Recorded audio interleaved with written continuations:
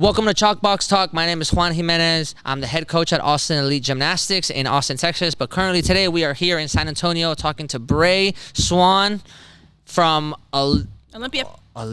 There's a lot of Olympias. People get it really confused. Olympia. Okay. Yeah. I was about to say. People confuse it with my club gym at Olympic Hills with Jeff, and they'll call us at meets. I'm like, no, we're Olympia Gymnastics. We're the OGs, okay? Okay, got it. Olympia The Hills. OGs. The OGs. Yeah, we're the OG. We are Chalkbox Talk, where we're going to have conversations about gymnastics, about everything pertaining to the sport, from its past to its present, its future, and everything in between. Please like, share, subscribe in advance. Please hit that button. Please share it to all your friends. And I hope you like this conversation.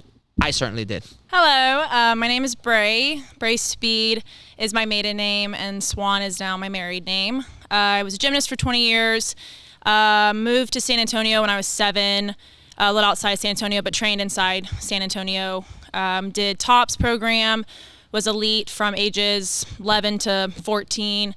Stepped back going into my freshman year of high school just to focus on getting a scholarship. Got a full ride to Arkansas when I was 15. Competed there from officially 2015 to 2018.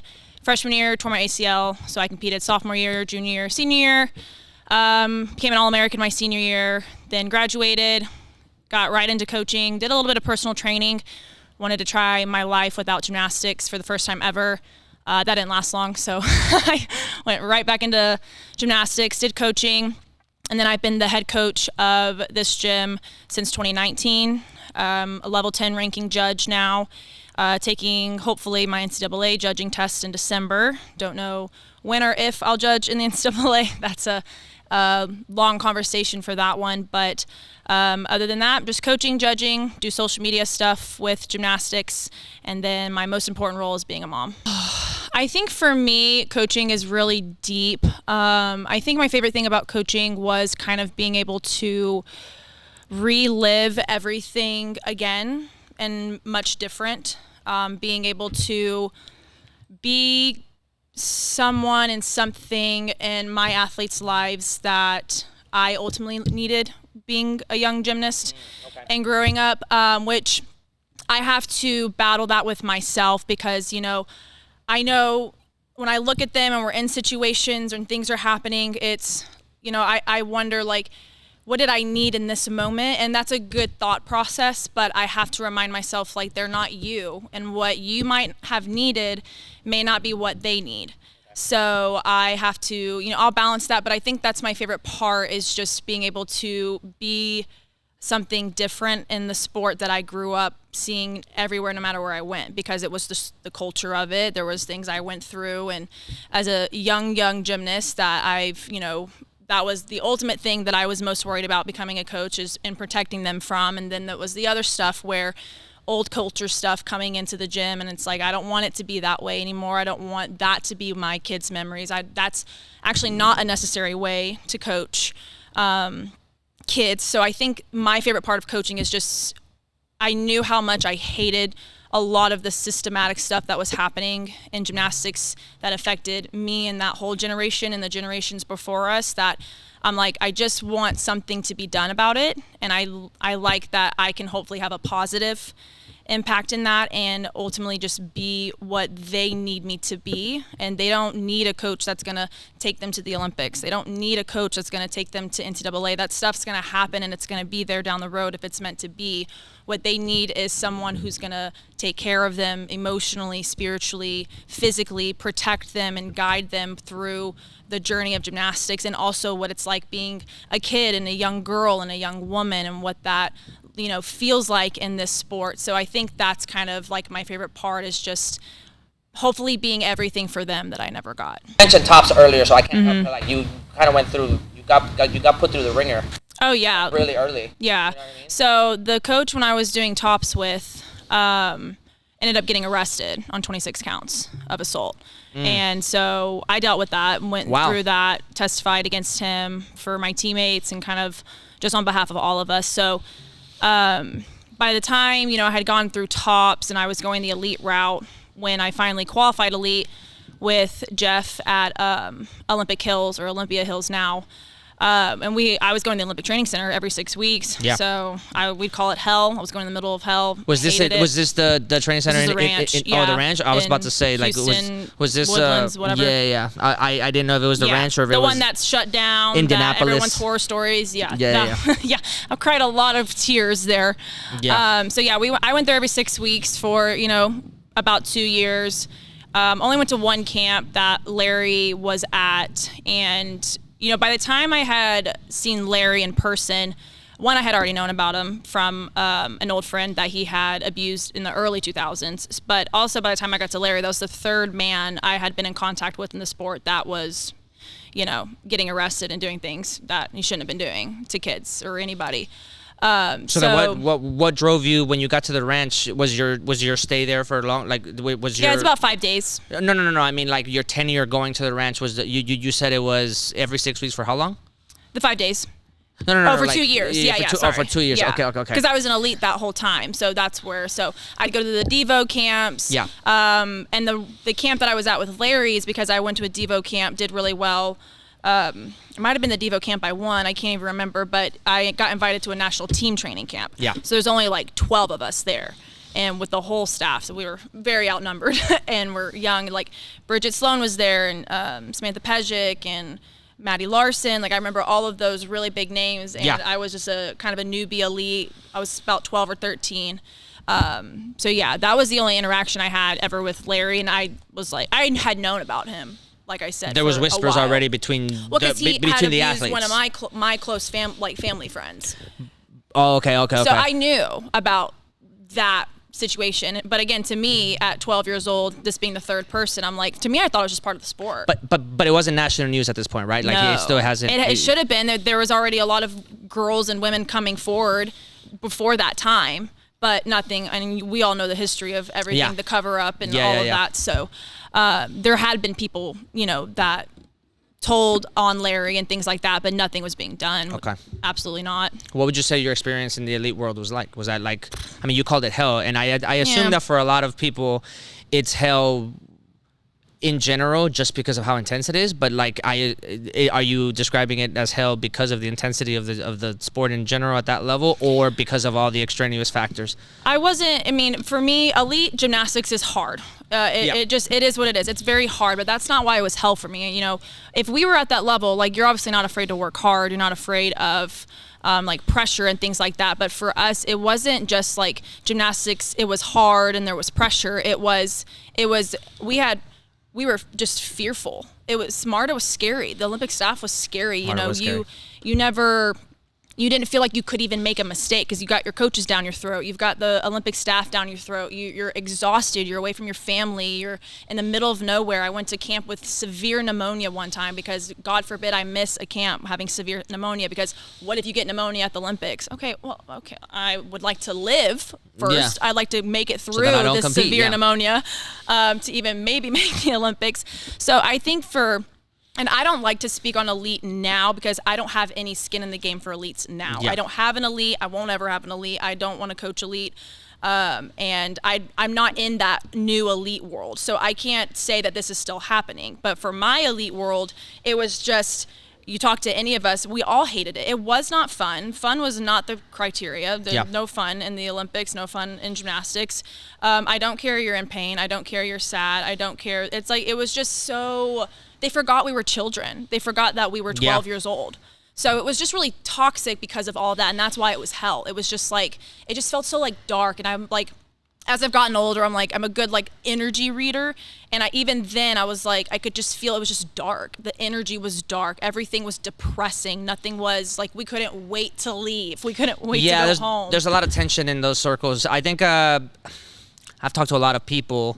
I've had a lot of friends that kind of have came from that world, and I've got a whole video that eventually you guys will be able to check out where I talk about the history of the sport, and specifically talk about the Soviet Union aspect of how my hot take probably in that video will be that gymnastics is not an American sport. It's a Soviet Union sport. And or started. And they perfected it, and they really, because of communism, so socialism, the way that everything was structured in the Soviet Union at that time, it was like the perfect breeding ground for all of these coaches to treat all these children or to treat the sport like science as opposed to a sport, like an extracurricular activity. That's an interesting perspective. Right. So then it was the perfect breeding ground for those coaches to look at these kids as results as opposed to children. Humans. And they just like perfected the sport, and through that it came over here. Well, I mean, before it even came over here, through perfecting the sport, so many gymnasts had to get wasted to use a terminology of that they might use at the time, right? Obviously not in not with the English language, but like a lot of people had to get broken in order for things for them to figure out what works and what doesn't. Yeah. Perfectly, right? The guinea pigs. Yeah. So a lot of the philosophies that are still in some way, shape, or form kind of peek their head through every now and then. The idea of age in women's gymnastics, the idea of when you peak, when you don't, in the nooks and crannies of like, all of those things, which are very severely interesting conversations on a technical perspective. If you're a coach and you're just looking at it through pure technical aspect, maybe physics and biomechanics and all of that jazz, right?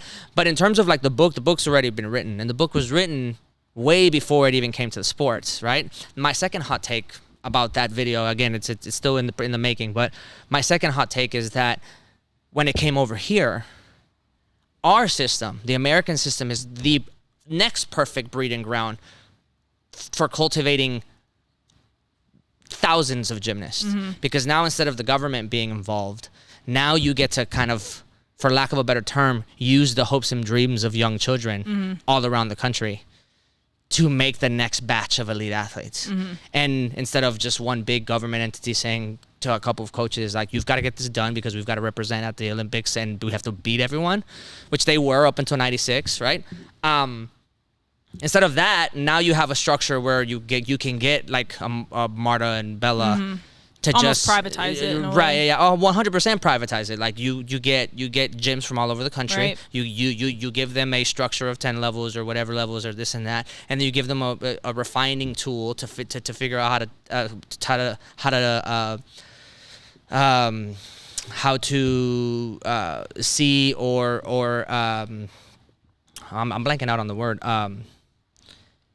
Find talent, like super talent, right, at a young age, and then you give it an avenue so that they can keep working, and then they go to the camp, to the ranch, they get to show, and then like if one of them doesn't do well, then there's more coming. Yeah. There's always more coming, right? But instead of using it as like a governmental structure, now you're using capitalism to do it. Mm-hmm. Now you're using like, and with capitalism comes like, you've got to spend the money as a family and as an institution, as a gym, as a whatever. But then you also have you also have these girls that are like, oh no, we want to do this though. Yeah. So now it's not just like I have to do this or I'm not going to be part of this, right? Like in Soviet Union, China, I think even China to this day to some degree, is like they'll get you when you're kids. Yeah. And then you can't do anything else except for that. Yeah. Right? Like I worked at the gym that I was previously at before. I worked almost exclusively with Soviet Union coaches. Yeah. And I just picked their brain about like, so how was it? I mean, and they're not like horror stories, but it's just like a very interesting glimpse to that, like a time capsule, right? It's just like, no, I didn't have a choice. Yeah. It was, I was here, I got picked out. There's like a preschool that everybody goes to, the whole city goes to kind of to some degree. And every year the people come and they find out what your like specialty is. And there's kids that are good at math, and then they're like, okay, well, you're going to go that way. And there's kids that are good at sports, and they're like, okay, well, we're going to pick you out. And then when they get to the sports facility, they have like a physical ability test, and then they go through all those tests, and then after all of their testing and results and all that jazz, then you get like, this kid will be really good at gymnastics, he needs to go to gymnastics. This kid's gonna be really good at swimming, they need to go to swimming. This kid's gonna be really good at row crew, you need to go to row crew. And then that's your life after that. You don't have any say, you don't have any other like way of getting out of it or anything like that, right?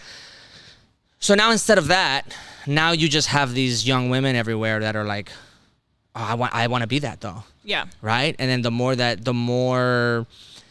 the media starts to cover it, the more the Olympics starts to get even bigger, the more USA starts to dominate, the more you know what I mean? Like, it wasn't like the system itself was born in 96 and all of a sudden we're just at this thing. Like, no, Marta and Bella come from that. They're Romanian. Yeah. You know what I mean? And when the union broke up, all of those coaches, whether it was Romania, Ukraine, Belarus, Czechoslovakia, it didn't really matter. They all just went everywhere. Yeah. And they took all their expertise with them. Yeah. They took all of their indoctrination with them, right? And so people land in the States, now they can make a living, now they have freedom, but they still treat their job Right. like what they are used to their job being. Right. You know? So anyway, that's a really short version of all of that. But it's really interesting because now you're seeing a reckoning of all of that. Mm-hmm. You're seeing some sort of at least acknowledgement that like, hey, this might not be the most effective system. It's not necessary. Right. Yeah. It's definitely not necessary on the mental side of things, emotional. Excuse me. On the emotional side of things, but it is something that as a country we have to reconcile with to some degree, because we're still at the point where we're dominating, right, in a sport that was more or less transferred here, as opposed to born here, and so anyway, I'm really glad that your favorite thing as a coach is more like on a philosophy level, because I agree with you 100%. I also share a lot of that philosophy. A lot of what I do in my program is a constant tug of war of what are the expectations? What are good expectations to have of everyone, not just the athletes, right? The employees, myself, parents, what are good expectations to have? And then where is the line that we won't cross? Right. And then, and does that fluctuate? Is that can that change? Does that change level to level? Does it change kid to kid? Does it, right? It's a lot of moving targets, at the same time. But I think it's our responsibility as the new generation of coaches that are creating to a large degree the highest level of gymnastics that's ever happened. Yeah. You know what I mean? Because you go, we just finished our season. I think in the optionals for the first time in a while, despite the fact that maybe numbers are lower, for the first time in a while, I'm seeing like the highest scores that I've seen in a couple of years. Maybe COVID had something to do with it. Yeah. But and they're coming from everywhere. Yeah. They're not coming from the gyms that you need to look out for, the gyms that you used to have to look out for, where everything was concentrated, right? So I share a lot of that sentiment with you, and I'd like to think that part of this exists primarily for that, so that we can have a voice to be able to push that philosophy forward and dissect it, like really ask the questions that need to be asked, see if we can get to the bottom of them without having this shadow of this old guard impeding, you know? And like I said, like I'm willing to have a conversation with anybody. So I'm pretty sure eventually across from me, there's going to be a coach that I am, really fond of, or that comes from that old guard that has their own story to tell, and that it'll give us a glimpse and an insight into that world. But I still think that those conversations need to be had. Absolutely. Do you know what I mean? Yeah, they do. What's your least favorite thing about coaching? I think I wouldn't say it's like my least favorite, but I would say a big trial that I think every coach goes through, and when you work specifically with kids, is it's gonna be parents. Because at the end of the day, some parents might ask you to coach the way they parent, and I won't do that. I'm not going to coach the way you parent. That's a good perspective. And there are some parents where my coaching and parenting, philosophy mixes well. And there's some parents that are very, they might be, and I've had parents on multiple, sides of the spectrum where I have a parent that's like, you need to scream at her, make her cry. And I'm like, I'm not going to do that. Yeah. Like, we need to have a totally different conversation. Like, if that's what you think I need to do to get her to do what you want her to do, I'm not going to yell at her. Yeah. And I've literally had a conversation with a mom. She's like, you need to yell at her or something. I was like, I'm not going to do that to her. First of all, she's 7. Like, that's a totally different conversation. And then I have parents who are teaching their kids that nothing's their fault. So then there's that spectrum too, where it's like, no, we're going to learn how to be responsible for our actions and things like that. So I think that's probably my least favorite thing of coaching is and this is why I'm really big on communication and building relationships with my parents, is because we're all very different people just in general, and I can relate to them mother to mother, and that's something that I've never been able to do before, and it's something that unless you have a kid, and especially as a mom, and dads are the same way, it's just different because it's male and female, but like for, women with our kids, like that mama bear saying is a thing for a reason.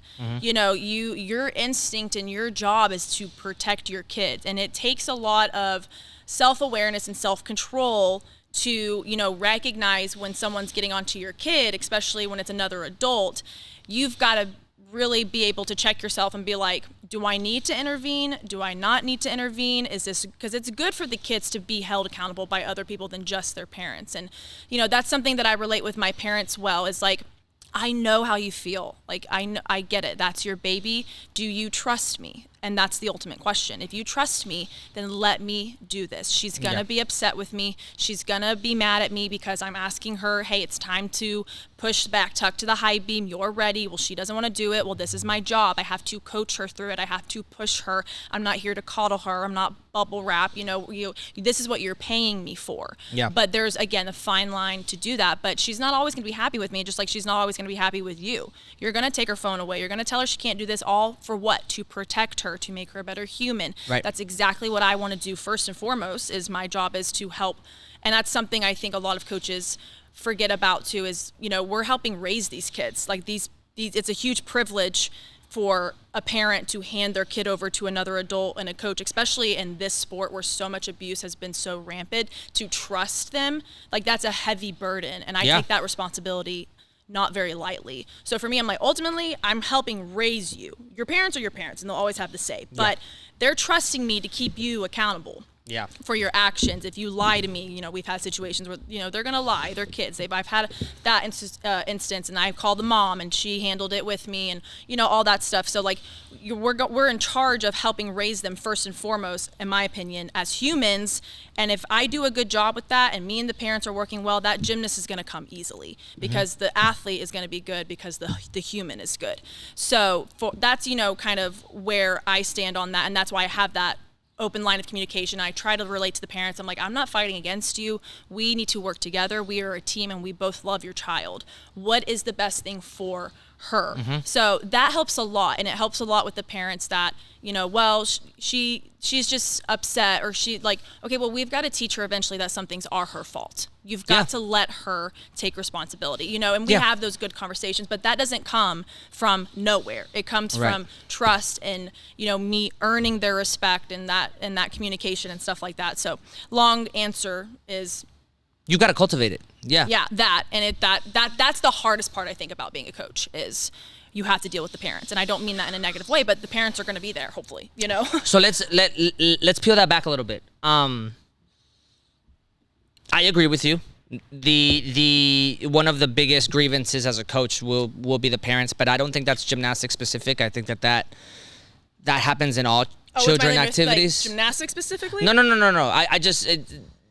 My question wasn't gymnastics specific. It just so happens that you gave an answer that's not gymnastics specific. Like, dance moms are probably just as bad. Yeah, right. You know what I mean? Or like cheer moms are probably just as bad. Or baseball dads. Or like, like, pick a sport where children are involved and parents have to watch their kid figure out how to figure out accountability and responsibility. And then there's always going to be a giant chasm of like,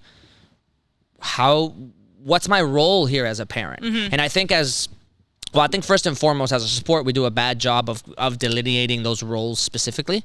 Like, I think we do a bad job of saying, this is your role as a parent, at least in this building, right? And this is my role as a coach, and we have to make sure that we don't cross each other's lines.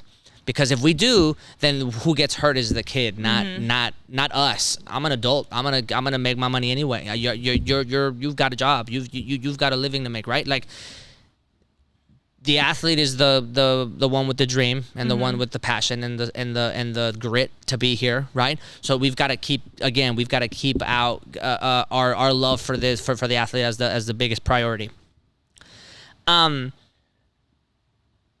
there is, but there is a I'm trying to figure out like specifically how to put it together, because I don't want it to come off like I'm anti-parent. Right. No. You know what I mean? I'm not at all. Yeah. Like obviously. I don't want it to come. I don't want to come off like, oh my God, the parents are the worst part about sports in general. I've had some very bad interactions with parents that think they know it all. Yeah. And in this day and age where you can go online and pretty much find anything, Facebook groups and Instagram groups and like, you know what I mean? Like a parent can really go and get any opinion period about the sport that they might see fit, without the nuances, without the context, right? I've had parents come up to me with like, well, I heard that this is what you have to do, or I emailed this person, and she's the judge over here, and so it just like there's a lot of muddying of the territory, I guess.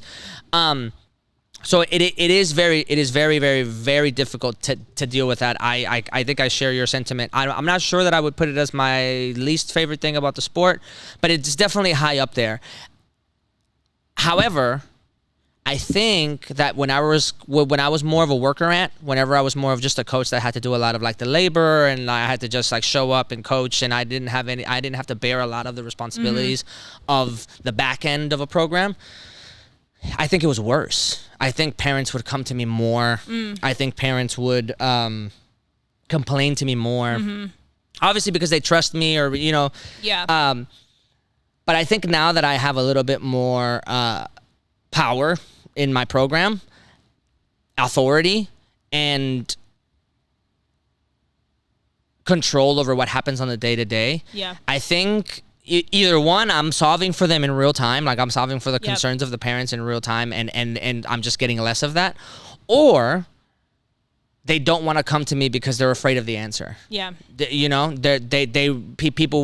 Parents might rather say like, oh, she could have done this, she could have scored this bet, this, if she had just done this. And I think that was like my this point with the communication, and that's what I want. That's why I was saying I wouldn't say it's my least favorite. It's the most difficult part of my job, and got it. I don't like difficult things. Nobody likes difficult things. So for me, what's going to be the most difficult part of my job is it's going to be working with the parents. Because like I said, there's that parental instinct that comes in. But it's not my least favorite. Absolutely not. Like if we want to be specific, what my least favorite is, it has nothing to do with the parents. But I would say parents are the most challenging part of coaching, because you have to have a relationship with them, and that takes work. And that's work I'm willing to do, and it's work that I love to do. I love building relationships. I love talking to people, and I tell my parents all the time, because I get stories from a lot of parents from all over the country and even all over the world, of just stories about how hurtful some parents can be to even other people's kids and things like that.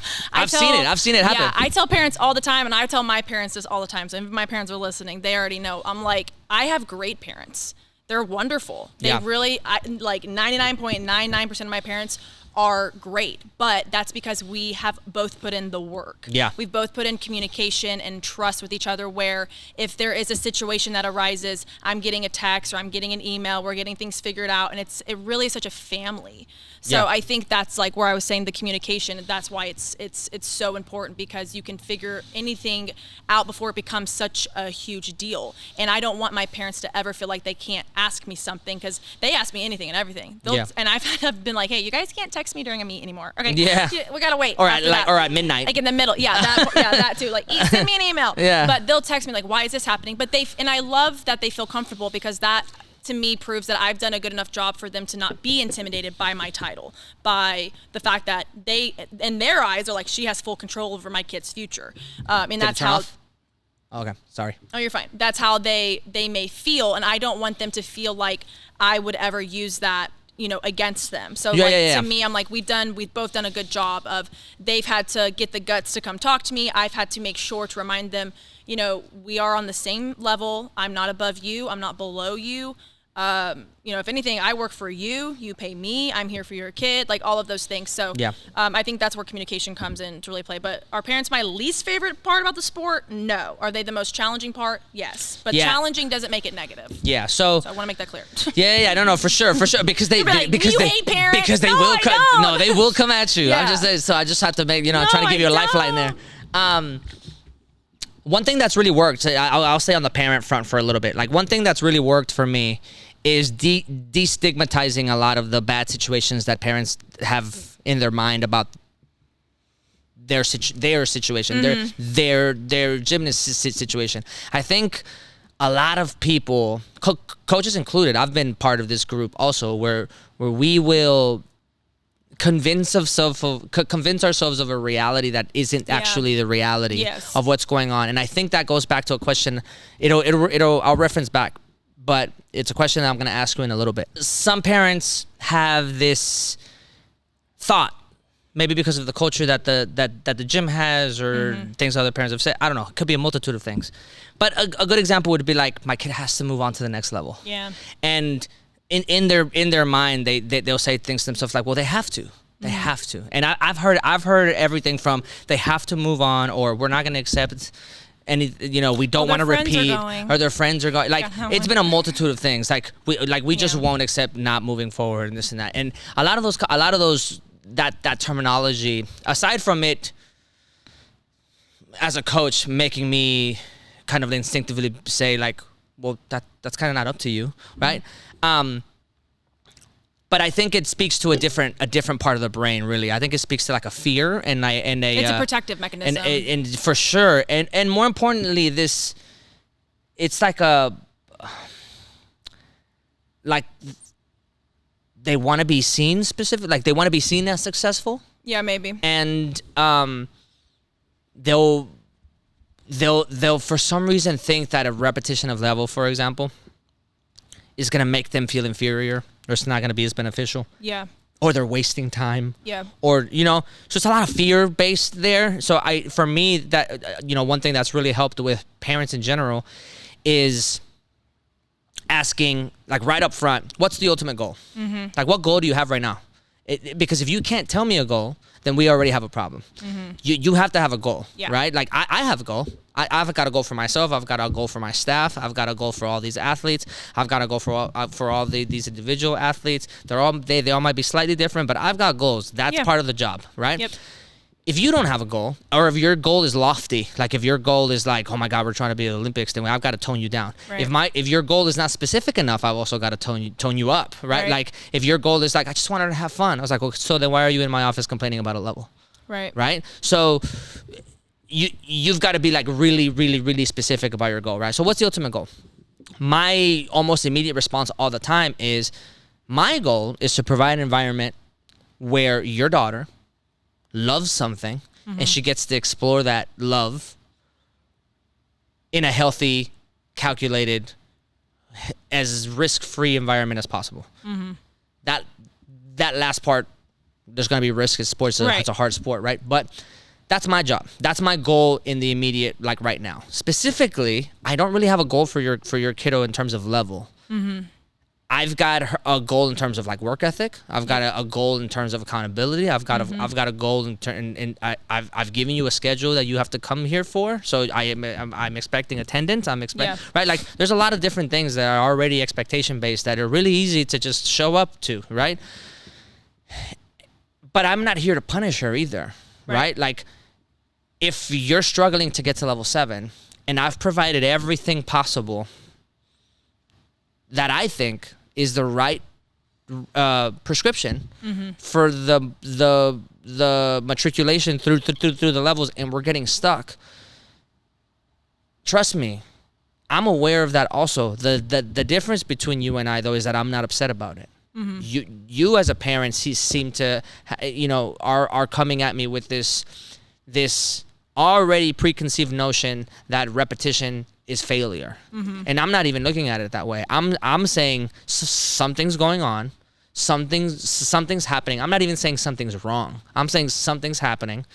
Somewhere along this building, the delivery of information from practice to brain, we're falling somewhere, right? So if it's the cast handstand, if it's a layout, whatever it is, I've got to be able to pinpoint where it is that the information's like falling through, and then I've got to try to remedy where the information's falling through, right? But that it could be falling through for a multitude of reasons, right? It's not necessarily like my immediate Band-Aid fix, right? It could be because of a biomechanical issue that has nothing to do, like your kid can't stop it. Yeah. It's not something that we can control for in real time at the moment. It could be just a lack of effort on that event because they hate that event. Yeah. Right? It could be a lack of strength. It could be a lack of flexibility. It could be a multitude of things, but I've got to be able to figure it out. After I figure it out though, and we try to remedy for it, I'm not under the impression at that point that like, oh, now we have to move on, end of story. In my mind, if they repeat level 6, if they repeat level 7, whatever it is, that's not a big deal to me. Yeah. In my mind, it's already destigmatized. I've now just got to convince you that you shouldn't think about it this way. Right. Because her value is not predicated on what level she's in. Absolutely. Her value is predicated on what all the other things that I've accounted for: her work ethic, her accountability, her responsibility. How she maneuvers herself in this building, how she finds what she does outside of this place. Right. Like so many more things are much more valuable to me than the level that I get to sign her up on as. Or the score that comes out of that thing that I won't remember in 2 weeks, right? So, destigmatizing a lot of those, like, for some reason, beliefs in a lot of parents' brain has been really helpful for me. Yeah. In overall dealing with parents and then athletes at large. I think in the previous gym that I was at, it was a lot harder for me to do that because I didn't have any control over the system. Right. I just had to say like, just trust me, in the long run it's going to be better. Like, don't think about it this way, don't think about it. But now they're watching the person in charge say it, and they're like, oh, okay, well, if he's not worried, then we shouldn't be worried. Yeah, exactly. And then there's also a sense of like, well, he's also doing great work with those kiddos. It's not like the program's falling apart. Right. So we just kind of have to trust the process, right? Yeah. And therein lies kind of like a big saying in sports, right? Like trust the process, trust the process.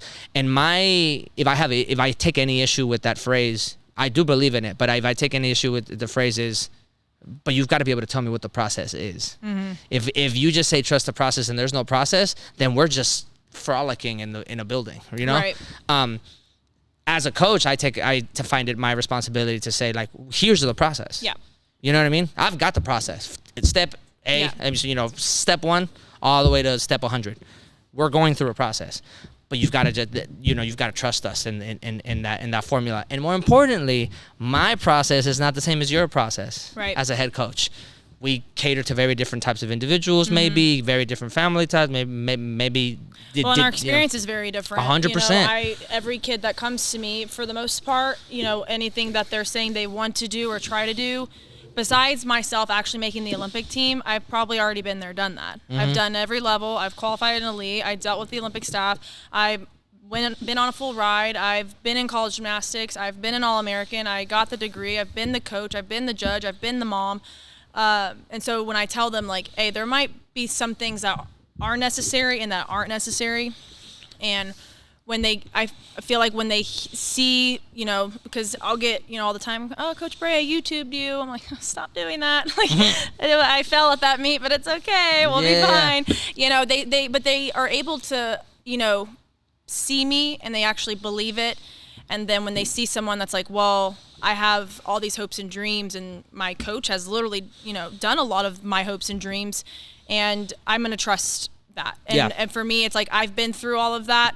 And every coach is going to be very different in their processes too. And so for me, I have, different perspective on things, because I'm like, well, having been the athlete in that experience and now being the coach and seeing it, and also from a judge's perspective, but I also know from the mom, like I try to take all of those experiences as much as possible. And that's you're going to get a different, mechanism. And I think that's something I tell my gymnasts all the time, because they'll get upset. Like, they're learning fulls right now, the new 8s, and one girl got her full really easily because she's just good at twisting, and one girl's struggling, and I'm teaching this girl one technique and this girl a different technique, and I'm saying, like, honey, it's okay that I'm teaching you differently. It's okay you learn it a little bit late, because for so long I feel like in gymnastics it was, we have to get to the answer 4, and the only way we do that is 2 + 2, 2 + 2, 2 + 2, and it's like, oh, actually you can get to 4, 1 + 3, 5 - 1. Like, there's so many ways we can get to 4. So as long as we're getting there safely and effectively, let it ride. Yeah. It's going to be okay. But just try it, because right now the answer is already no. You're already failing. Try something different. Fail differently. I get from the kids. It's so funny. I get from the kids on a daily basis. I can't do that, and I'm like, have you tried? I'm like, well, I don't even say have you tried. I always say, well, yeah, that's why we're here, right? Of course you can't do it. Point. If you could, I would ask you to do something different, right? Because then you would already have that, right? Right. But so it's just funny because I on a daily basis I can't do that, right? Coach, I can't do it. And that's I know you can't. can't. Like, it's just your little brain. I know you can't. I've watched you try. I know you can't. I've seen it. I know you can't do it. But it's okay. We're gonna get there. You got to try again. You know what I mean? Yep, exactly. I just told them about that last week. I'm like, you got, like, at some point, because they're level 8s and they're 9s and they're starting to go like, oh, this is like what real gymnastics It's starting to get like. a little scary. It's getting scary. Yeah. You're getting scared. And I'm like, girls, you're totally justified to be scared. This is scary. It is not easy. It's very scary. So I said, but you guys got to let us push you. And, you know, it's just like for all of you that have siblings or you all learn to walk. Like, if every parent who taught their kid how to walk saw them fall one time and just said, forget it, I'm just going to hold them, that kid will never walk. Yeah. You've got to let the kid fall a few times. You got to let them get a bump and a bruise. They're going to be okay. So I have this lecture that I give my athletes, especially the older ones, so like my 9s and 10s. There's a big difference between failure and defeat. And failure, run it up. Fail as many times as possible. Yep. Just go. Fail. If it's 100 times to fail for one good one, do it. Fail as much as possible. Failure shouldn't be stigmatized. Defeat is a completely different emotion. If you feel like you failed, then okay, you get up, we try again, right? Defeat means that all of a sudden now you feel worthless, right? And it's a very like keen distinction, but I try to make it as like loud as possible. I'm like, I'm never gonna be upset if you fail. Right. So long as you get back up, we'll try again, ask me a question, I'll give you a correction, which, well, you know, it might be a funky day, it might be a multitude of different things, especially for these higher skills. Yeah. That take weeks, months, years to learn sometimes. Yeah, every kid does it differently. Yeah. But if you come in here and you're like, man, I feel like I failed today, I'm going to try again tomorrow, I'm okay with that. You're never going to get a bad response out of me. Right. But if all of a sudden I start to see you defeated, and I start to see that your ambition's gone, your drive is gone, that your self-worth is starting to become affected by your time in the gym, now we're in a bad territory. Yeah, that's when a whole different conversation has to be had. Now we don't even have to talk about gymnastics. Exactly. Now we have to talk about something completely different. Right, yeah. Now I go back to my original goal. What's the goal? Right. What's the goal? Because I know the goal is not for you to feel like this. Yeah, and I think that's a huge thing too, and it makes me happy to hear, because I feel like that's, you know, everything that I was like searching for too, because that's where I got to a point with elite. I was so defeated, and nobody saw me. Like, nobody recognized me. Nobody, like, you know, my coaches are just like, what's your deal? And I'm just like, I hate my life and I'm 12. That's wild. normal. That's crazy. And it's like, I literally remember having these adult conversations at 12 and 13. And I'm like, this is your life. It's not my life. Like, this is not who I am. It's not everything I want to be. I don't, you know, lie awake at night being like, I have to make the Olympics. Like, I just wanted to be an elite, because I wanted the opportunity to work to maybe make the Olympic team. But I feel like that's being ripped away because I don't have someone that is seeing, and the adult in the room isn't recognizing when the child needs guidance. Yeah. I can't guide myself. I'm 12 years old. Yeah. I still love Hannah Montana. Like, what are we doing? I need an adult to tell me what's going on. Yeah. And that was where, like, those are so good for them, because that's just like a duh thing to me, because we're the adults. But that's something that, like, my generation, we didn't get. You would be surprised. You were like, oh, you're 12, grow up. Yeah. Figure it out. What do you mean you don't know how? What do you mean? I just got my 12-year-old molars in. That's why I don't know how. My brain's not fully developed. That's why we pay you. Like, help me. The you'd be surprised how many adults don't have that. I know. You'd be surprised. I'm learning it on social media. I'm like, you'd be surprised how many adults are like, no, you don't have, like, you're not all the way there. Also, you had too much food coloring as a child. You had too much of that. Yeah.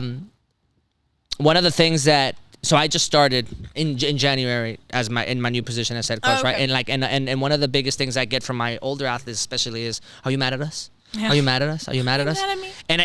And I didn't understand it at first because nobody's ever asked me that before. The gym that I was at, You also coach girls. I'd been there for a very long time. Aside from that, so I asked him one day. I'm like, what? Like, why do you guys keep asking if I'm mad at you? It's like, well, because we don't want you to be mad. And I'm like, but so what if I am mad? Right. Like, so And what that's if such a boy answer. Who Yeah, cares? I care. Yeah, it's like, but I tell them, like, so what if I am mad? I might be mad at you one day, and you Right. might be mad at me one day. Right. I might make you do something. You're like, I didn't like that. I didn't like that. It felt that way. I didn't like that. He made us do 10 instead of 5. I didn't. Right. Like, you might be annoyed with me, Yeah. right?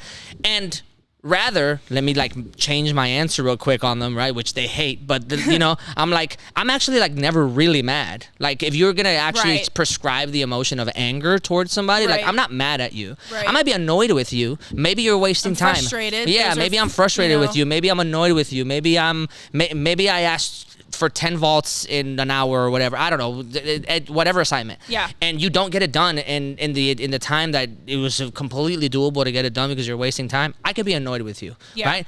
But that doesn't necessarily mean that all of a sudden you have to start walking on eggshells, Right. Because of Well, I think those are just good life lessons that Yeah. they learn, because then, in those situations, and I've gotten the same thing too, is I'm like, well, would you be frustrated if someone told you they were going to do something and then they didn't do it? Like, how does that make you feel? Like, I know you were just bickering with, so-and-so, like, is they'll get me involved in their drama. Like, you need to settle this argument for us. I'm yeah, like, y'all yeah, need yeah. to learn to do that yourself, but I'll help them and guide them through that stuff. But I'm like, just put me in, put yourself in my position. If I'm asking you guys to do this and you're telling me you want to do this, but you don't do it, well, of course I'm going to be a little frustrated or confused, but I'm not mad. And I tell them, girls, I wore my leotard and I'm very proud of my career. Are you going to be able to say the same? That's up to you. Yeah. I'm here to help you and guide you with all of that. But the difference of anger, I'm like, girls, you would know if I was angry. Yeah. You would They're know like if I was angry. They come up to me and I've they're never been angry with any of you. You're kids. You But know, I'm going to be frustrated.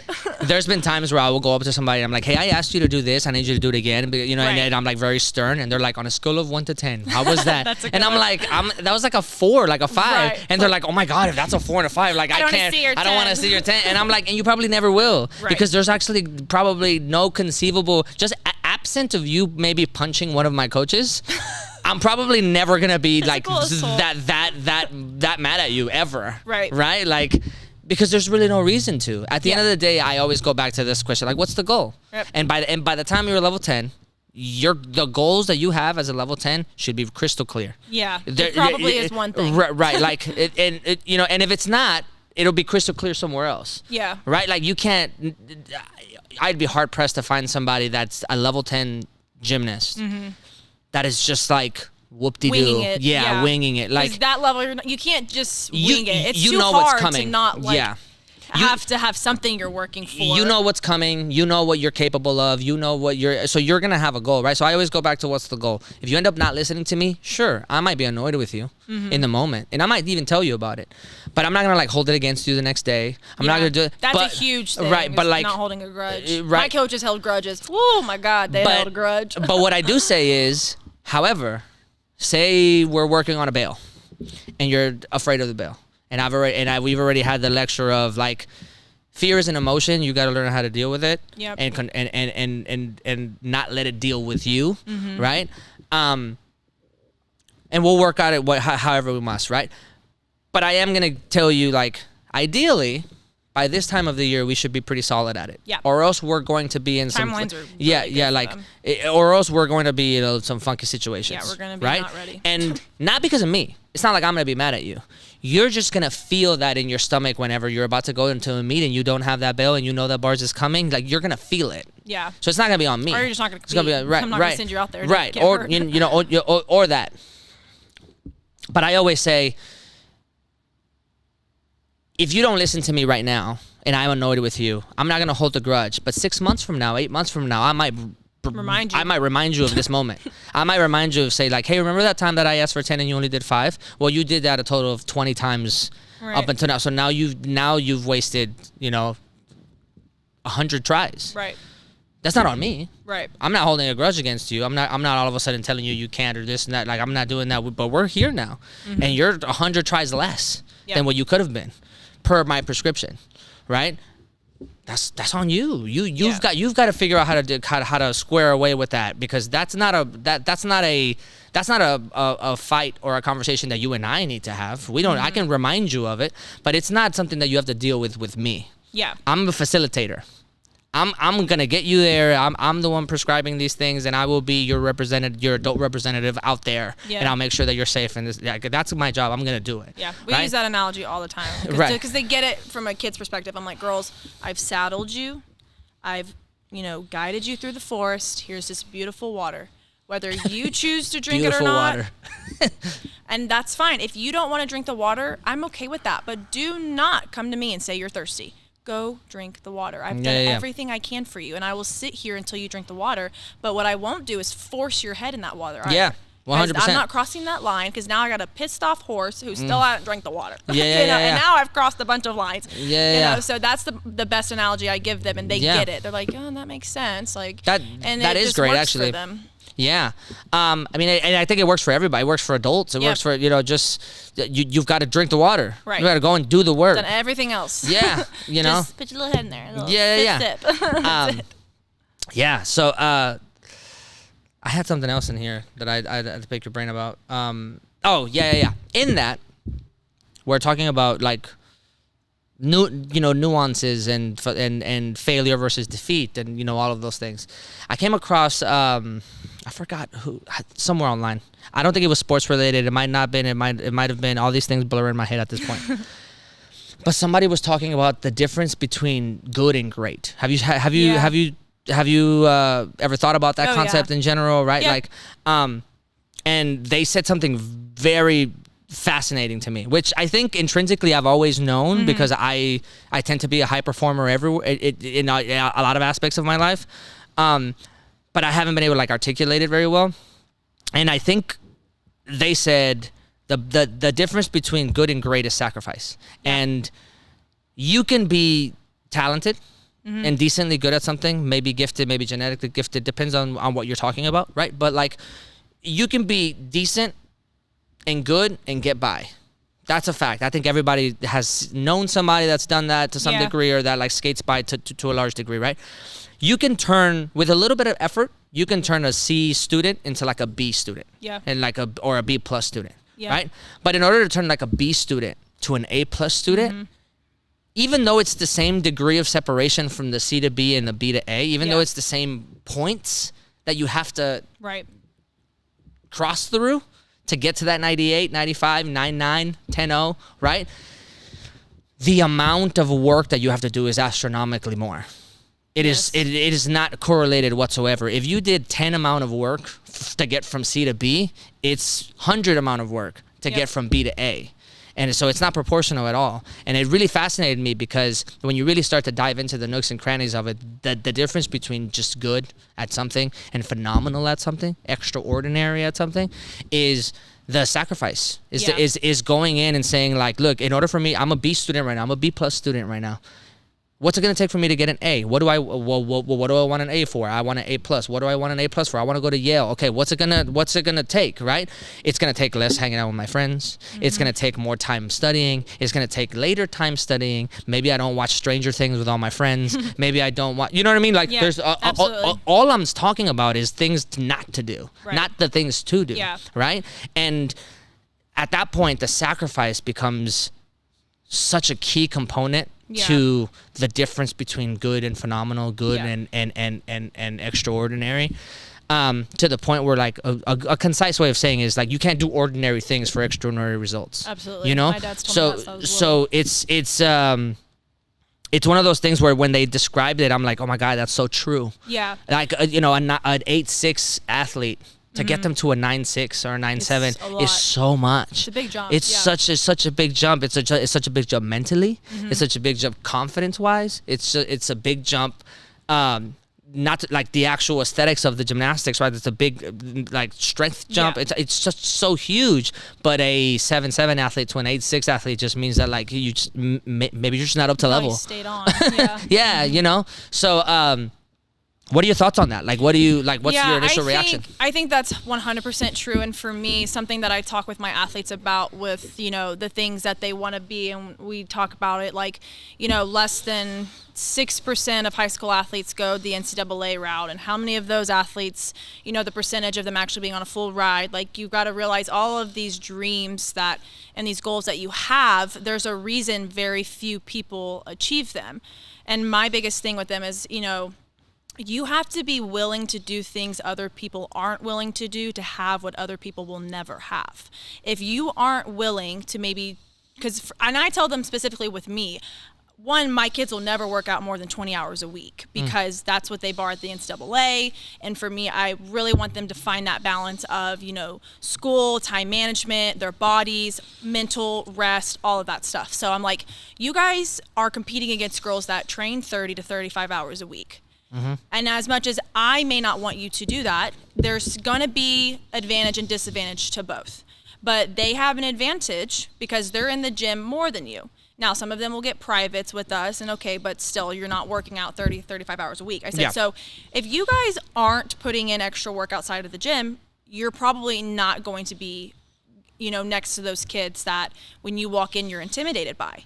If you're not doing handstands, first of all, what gymnast isn't doing a handstand outside of the gym? It's just second nature. Like, do your handstand holds, do presses, make sure you're, eating healthy. If you don't know how, go and find someone that can help you. Make sure you're sleeping, get off of your phone, do some reading, self-development, physical therapy, it's not, and I always tell them, I use analogies with them all the time. I'm like, girls, you don't buy a car, you drive it, and it's just like that forever. You have to put gas in it. You have to, rotate the tires, get the oil change. I said, that is you. Yeah, that's your body.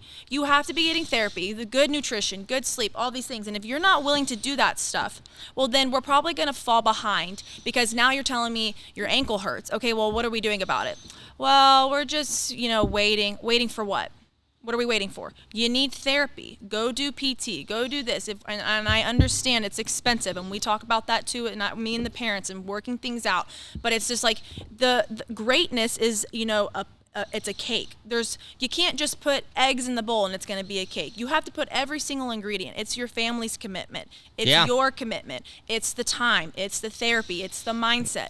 Yeah. It's all of those things. So sacrifice is a great word for it because sacrifice is about doing things that other people aren't willing to do. And I said, girls, this is why one day you're either going to be on the TV that your friends are watching you on, or you're going to be on the couch watching your friends that you grew up with competing. That's just how it's going to be. Yeah. You either are going to be that girl or you're not. Yeah. And this is what it's going to take. As someone, again, that you guys keep telling me you found me on YouTube, like, I'm not saying it to be arrogant, but I'm telling you from experience. I mean, this is probably what it's going to take, somewhere around there. It would be interesting to have the same kind of like notion of this conversation.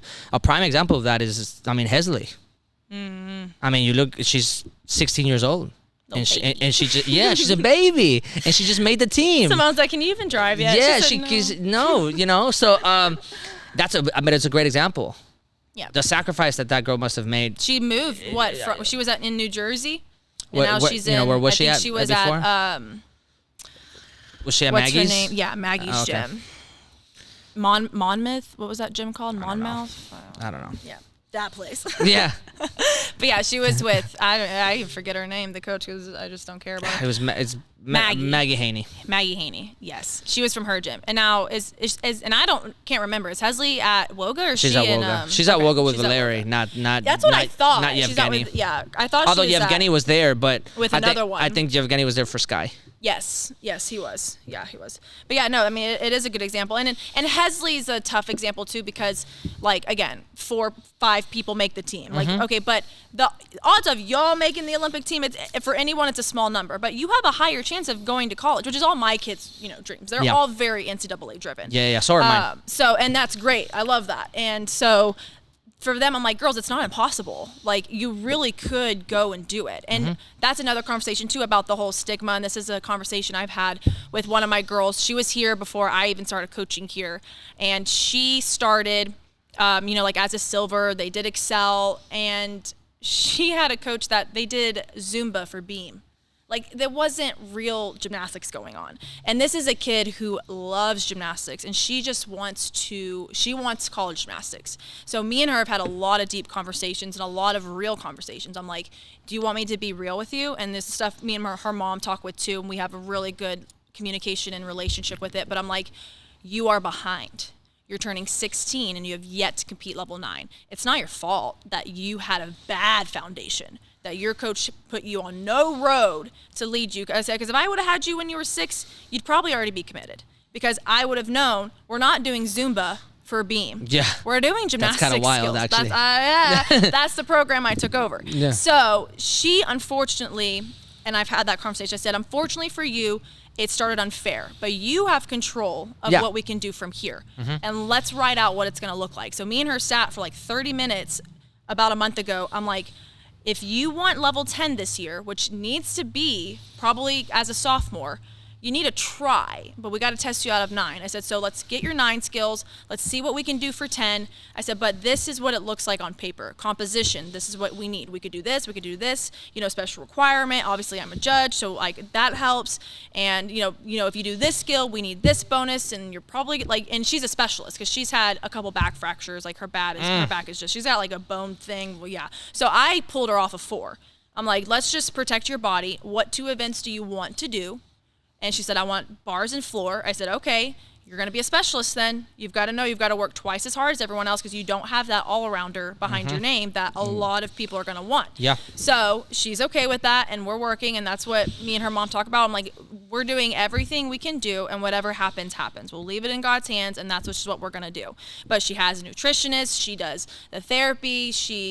We are in it. And whatever happens is what was just meant to be. And I tell her, don't say no to any program that offers you. If it's a D3, go do it. Don't think just because it's a D3, it's not worthy, because it is. You still get to be an NCAA athlete. I said, and there's plenty of kids that go D3 and they transfer because they've, progressed through D3 and now a D1 wants them. You never know what door could open up. I said, back in my day, number one, if we were committed to college, it was because we weren't good enough to go to the Olympics and we were just like nobodies. It was a bad stigma within. So glad that that's changed because the NCAA is the best experience ever with gymnastics. It's so especially fun. Nowadays, yeah. Yeah. And the advent of social media makes it and to with where NIL, yeah. Yeah. I'm like, so there's that stigma you don't have to deal with anymore. I said, and there was a stigma that if you transferred, it was like, oh my God, she's like, shun her if she transfers. I was like, that's just not a thing. There's so many transfers this year. Yeah, because guess what? Sometimes college coaches lie to you when you get recruited.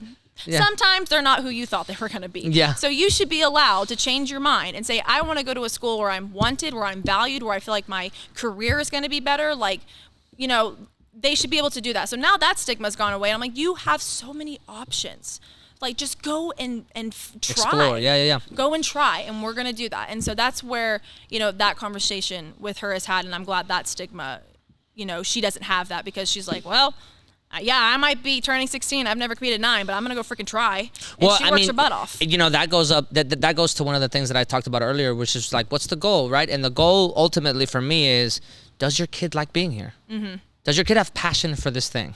Yeah. If they have love for this thing and they have passion for this thing, I don't care if they repeat the same level 10 times. Let them be here. Yeah. Because they love the thing.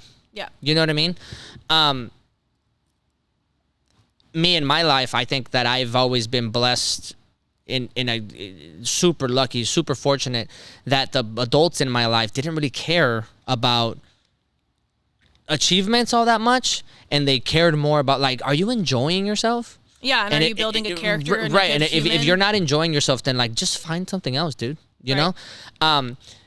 And I genuinely believe, because I was one of those people, like, even at a really, really young age, if you know you like something, nothing's going to take you out of it. Right. If you know that this is something that you, like, can't let go of, it doesn't matter what it is. That's something that I have to talk with them, too, because, it's about, if you have passion for something, you're not going to always love 100%. Like, I mean, speaking just from a marriage perspective, there are any times I don't always love my husband. There are any times I always like him. But I'm in love with him and I'm committed to him. Yeah. So that's what gets us through those really hard times. That's a good point. Same thing with being an athlete. Like, there are going to be days when you come in, you're like, I do not want to be here. And we can address that, and they'll tell me like, I don't want to be here today. I'm like, well, what's up? Like, well, I'm on my period, or like, I don't feel well, or all of these things. It's like, okay, so what does 100% look like today? Well, this is what I can give. Then give me that. And those are good conversations you have to have. And so I remind them, you may not want to be here, but just this will pass. Tell me whenever you've had a great day, you're doing everything you want, you've gotten a new skill, you're winning, all these things, then come and tell me if you still want to quit. If the answer is yes, then that is the right decision. If it's like, nah, I'm just having a bad day, like, that's going to happen. Yeah. You're passionate about it, but just understand. And that's a lesson we have to teach kids too, is like, sometimes we got to do things we don't want to do. Yeah. Sometimes you're not going to always love to be here because you're tired or you're sore.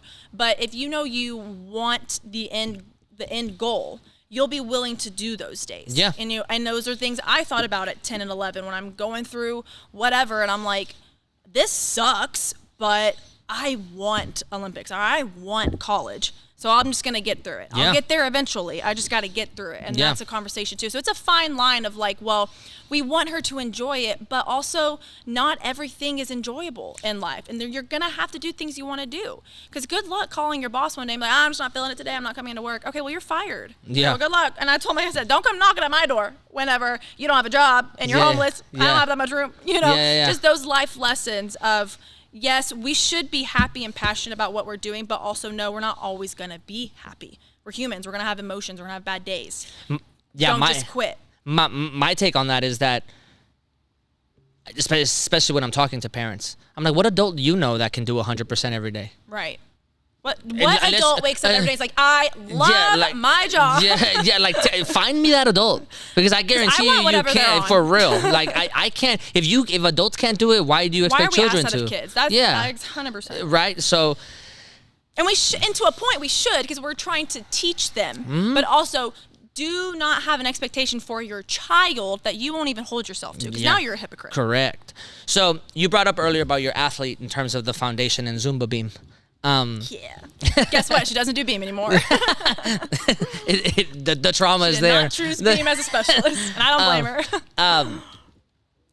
I know the answer to this question because it's a nuanced answer. That's the answer. But your perspective, your opinion. What do you think is more important, the system that you work under or the coaching that you have? That's a tough one, and I think for me, when I was thinking about this question, I think the coach, because if you have a system in place, the system is just this intangible object. Yeah. The coach is tangible. Okay, we might have a system in place, but it takes the people in the system to uphold the system. So if I don't have a coach that's going to abide by the culture that I want or the system that needs to happen, the system doesn't mean anything, because I don't have the right people in place to make sure the system has integrity. That's my opinion, because again, you look at USAG. It was the system of, we want to protect the athletes and we blah, blah, blah. Okay, but the adults in the system didn't do that. They failed us for years. So decades. I would argue the human, aka the coach, has to be on the same page as the system, or the system will never work. So I need to remove the thorn from the rose bush, or it's not going to be a rose bush much longer. Sure. It's just going to be pokey. Yeah, I think about that all the time. And I think about that all the time because it's a hard question. Yeah, they really do coincide well. But for me, when I think of it from a technical stance, I'm like, the system could be what it is, but who's there to hold it accountable? So the individuals. I've attacked this question from a lot of different angles, and I've tried to dissect it as much as possible. Because I have wanted to run a program for a while now, and then I've been given the opportunity to do so. So then I'm thinking about a lot of things all at the same time. Like, I'm thinking about longevity, legacy. How do you cultivate like a name for yourself, right? And then how do you do it in the right way? Like, the methodology that you use is just as important as is the results that you get, right? At least in my opinion, it is.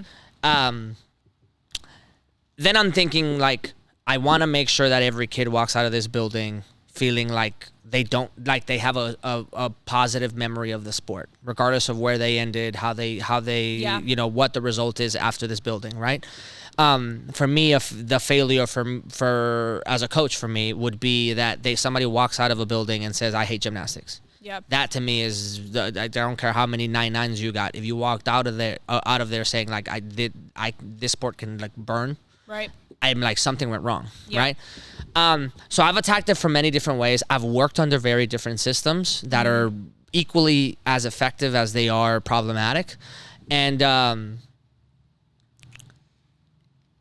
to me the answer is that there has to be a good marriage of both. That's like my cop-out answer. Yeah. But I also think that the way that you attack the question informs, or sorry, who you are and the way that you attack the question informs where you arrive at the answer. Because if you say you look at it from an individual athlete's perspective, then the answer is the coach. Yeah. Undeniably, it's the coach. Because one athlete will be going through something and they only live in their mind and they're the main character of their story. And to them, this system is intangible. They're not thinking about all the nooks and crannies of the system and how it works and why we do things in this way and why the rotations are this way and why people pay what they pay. Like, that's none of their concern. They don't think about any of the back end stuff, right? So if you made an impact on them as a coach, they're going to say that coach. That coach made the biggest difference to me. So the coach was more important than the system, right? But if you look at it collectively, so instead of looking at it through just one person's perspective, and now you look at it from like a law of averages and like 150 people at the same time, 250 people that walk through your door and went through your program. If I look at it through those numbers and not just one person, then I say, oh my God, the system is so important. Because how do I ensure that 250 people can? Because if I try to divide myself in 250 different ways, I don't think I'd last in the sport. Yeah. I think I'd be so emotionally drained that I'd be like, I can't save everybody, right? So I'm like, how do I cultivate a system that lends itself extremely well for the like matriculation and the maturation of all these athletes, so that they feel like they're connected to the sport and the coaching, and that they can feel supported. And the more that the more people that I fit into that bubble, does that mean that like each individual one-to-one care slightly goes a little bit off? Or, I don't know the answer to that. But like, if I look at it through the perspective of like, I've been here for 10 years, like 10 years from now, me, same gym, who knows how many athletes walked through this program? Who knows how many 10s I had? Who knows how many college athletes came from here? Who knows how many little ones came? Whatever, right? The numbers are the numbers. Would I be able to do year 11? Yeah. And then I'm like, oh my God, this system is so important. And immediately, as soon as I think about it like that, I'm like, man, I need such a good system. I need a system that's not going to kill my shoulders. I need a system that's going to let my staff matriculate also and get education without them feeling stuck somewhere. But then I look at it through just one athlete. I'll show up to work, and then like one athlete's having a good day, and I'm like, I can't just like be like, trust the system. I've got to be the one to go in there in that moment and be like, hey, let's get up. Let's pick yourself up. It's just a hard question because you can't have one without the other. Yeah, I feel like because their system to me is also just a set of standards. It's like there's just the standards that I abide, and those standards are going to look maybe a little different for some kids, for some families, for whatever. And we have a small team, and I love having a small team. It's very intimate, and I have the privilege of kind of being able to individualize it as much as possible. But I don't feel like the culture or however you want to say it, the system or the standards, it can't be without the coach, and the coach can't have it without the system. And so it really is, they're just related. And I don't know if one is more important than the other. I think That's fair. Really have to work together. That's fair. But again, to me, on a technical sense, is what is keeping the system in place? It's the human beings. Yeah. That's why I'm like, well, I guess then if I had to give an answer, it would be That's fair. humans. That's a fair assessment. Yeah, I think I just asked that question because I've worked under systems where coaches have left and then they just take people with them. Yeah. And like, then it's not the same after that. Yeah. Or the system is the same, but like the results aren't the same. So I'm like, oh, maybe the coach is really important in that moment. Yeah. And then I've also worked under other systems where it gets refined. Say that same system, it gets refined, and now we're all like, we all have our individual jobs. We all have a philosophy that we go to, and whenever coaches leave, then like it doesn't create a big giant hole. Right. And all of a sudden that system is just very robust and strong. So I think it's on the integrity too of coaches, because like, every coach has had a kid leave their gym and go somewhere else. Yeah. That just is what it is. And so for me, I went to numerous different club gyms because either this coach got arrested or this coach, the building closed, whatever the case may be. And for me, life's just, gymnastics is so small in the grand scheme of things. Why would I lose sleep or have stress on a child or another mother who they're already dealing with life in itself and the economy and like such bigger things than gymnastics? Like, right. I'm not going to cause friction between us because you have found a gym that might be a better suit for your child. I respect that. I'm not for everyone, and everyone's not for me, because if that was the case, it would be a perfect world. Yeah. But I have parents that are like, I need a morning program, and I'm like, I'm sorry, I can't offer that. Yeah. I don't know if I'll ever offer that. And Yeah. I'm like, this is the gym I will send you to. And there is one gym that I'm always sending. If I have to send a kid, you're going to this gym, because I know that coach, I love that coach, I trust that coach, we have a great relationship. And so for me, it's not personal. It really is business. And I respect that. I'm not going to be, because I'm not a perfect person, and I'll never be the perfect coach, but I respect that I may not be what she needs. Yeah. And if she needs a morning program or she needs a different type of coaching, because I could be saying the right things, but maybe me and her are oil and water for some reason. It's nothing negative. It's just for some reason we're not clicking. Yeah, well, it's a that's why personality you should thing. have multiple coaches, because Yeah. we have, we could be saying the same thing in different ways. And so it's like, well, maybe just try this gym. Try it and see if it works. And I'm still with like so many good relationships with parents that have left and that are at this gym. So, and I think that's what it comes down to, the integrity of the coach, of being like, if the gymnast really is at your best interest, and that's who your best interest is for, then you have to remove the ego. You have to have integrity and be like, I can't offer you what you need. Oh, what gymnastics would be if coaches had no ego. What the world would be if nobody had an ego. Oh, God. But I don't think I felt... So I come from the dance world. I come from the circus world. I come from like a very high-performing, high-schedule, high-strung alpha kind of people. Yeah. And even then, gymnastics... These coaches. Yeah, and that's something, Man. I do the online judging. Parents will send me videos and things like that, and I'm always very careful about videos. And I'm like, if your coach wants to talk to me, please reach out to them. I'm never trying to step on toes. This is never me giving coaching advice. This is strictly just black and analysis, white. yeah. Yeah, this is very just like, hey, she's missing this skill. She needs this value part, composition. From a judge's perspective, I'd like more showmanship, all of these things. But even then, I want to help them. And I feel bad for parents because they don't know. Yeah. And then they get put in with coaches who bark at them and jump down their throat and were like, it's my way, or this God complex. And I'm like, these poor parents, like, they just want what's best for their kid. I've never felt... And you just jump down their throat. And so I'm kind of warning the parents, like, let your coach know. Like, hey, we're doing this. Like, do I have your permission? Or, like, this is not me stepping on toes. Like, tell your coach to call me. I have no problem with that. That type of thing. So I feel... sorry for that, but also I'm like, we have to try to, I think that just as a human race in general, we have to have a better job at our egos. It would be a much easier world, and we wouldn't be dealing with things that we're dealing with on Twitter right now. Yes. Yes. One of the... Yeah, I mean, you make such a great point. I just wanted to make the point that, like, I stepped into the competitive gymnastics world, and I'm like, oh my God, these coaches. These people are nuts. I'm like, oh God, dude. Like, I'm like, I hope I'm not like that. Which, I could be very assertive also, which I had to learn how to be with people. But it wasn't that wasn't the type of assertion or assertive quality that I was used to when it came to like dealing with people. Yeah. I became assertive when it came to dealing with myself and the things that I like to do. Yeah. So it was just very interesting, and it was very quickly like the puzzle pieces started coming into place very quickly as to why gymnastics is the way that it is, right? Right. Twitter's crazy. I hate Twitter. Twitter's crazy. Or X. I'm sorry. X or whatever. Yeah. Whatever that's nuts. Twitter's crazy.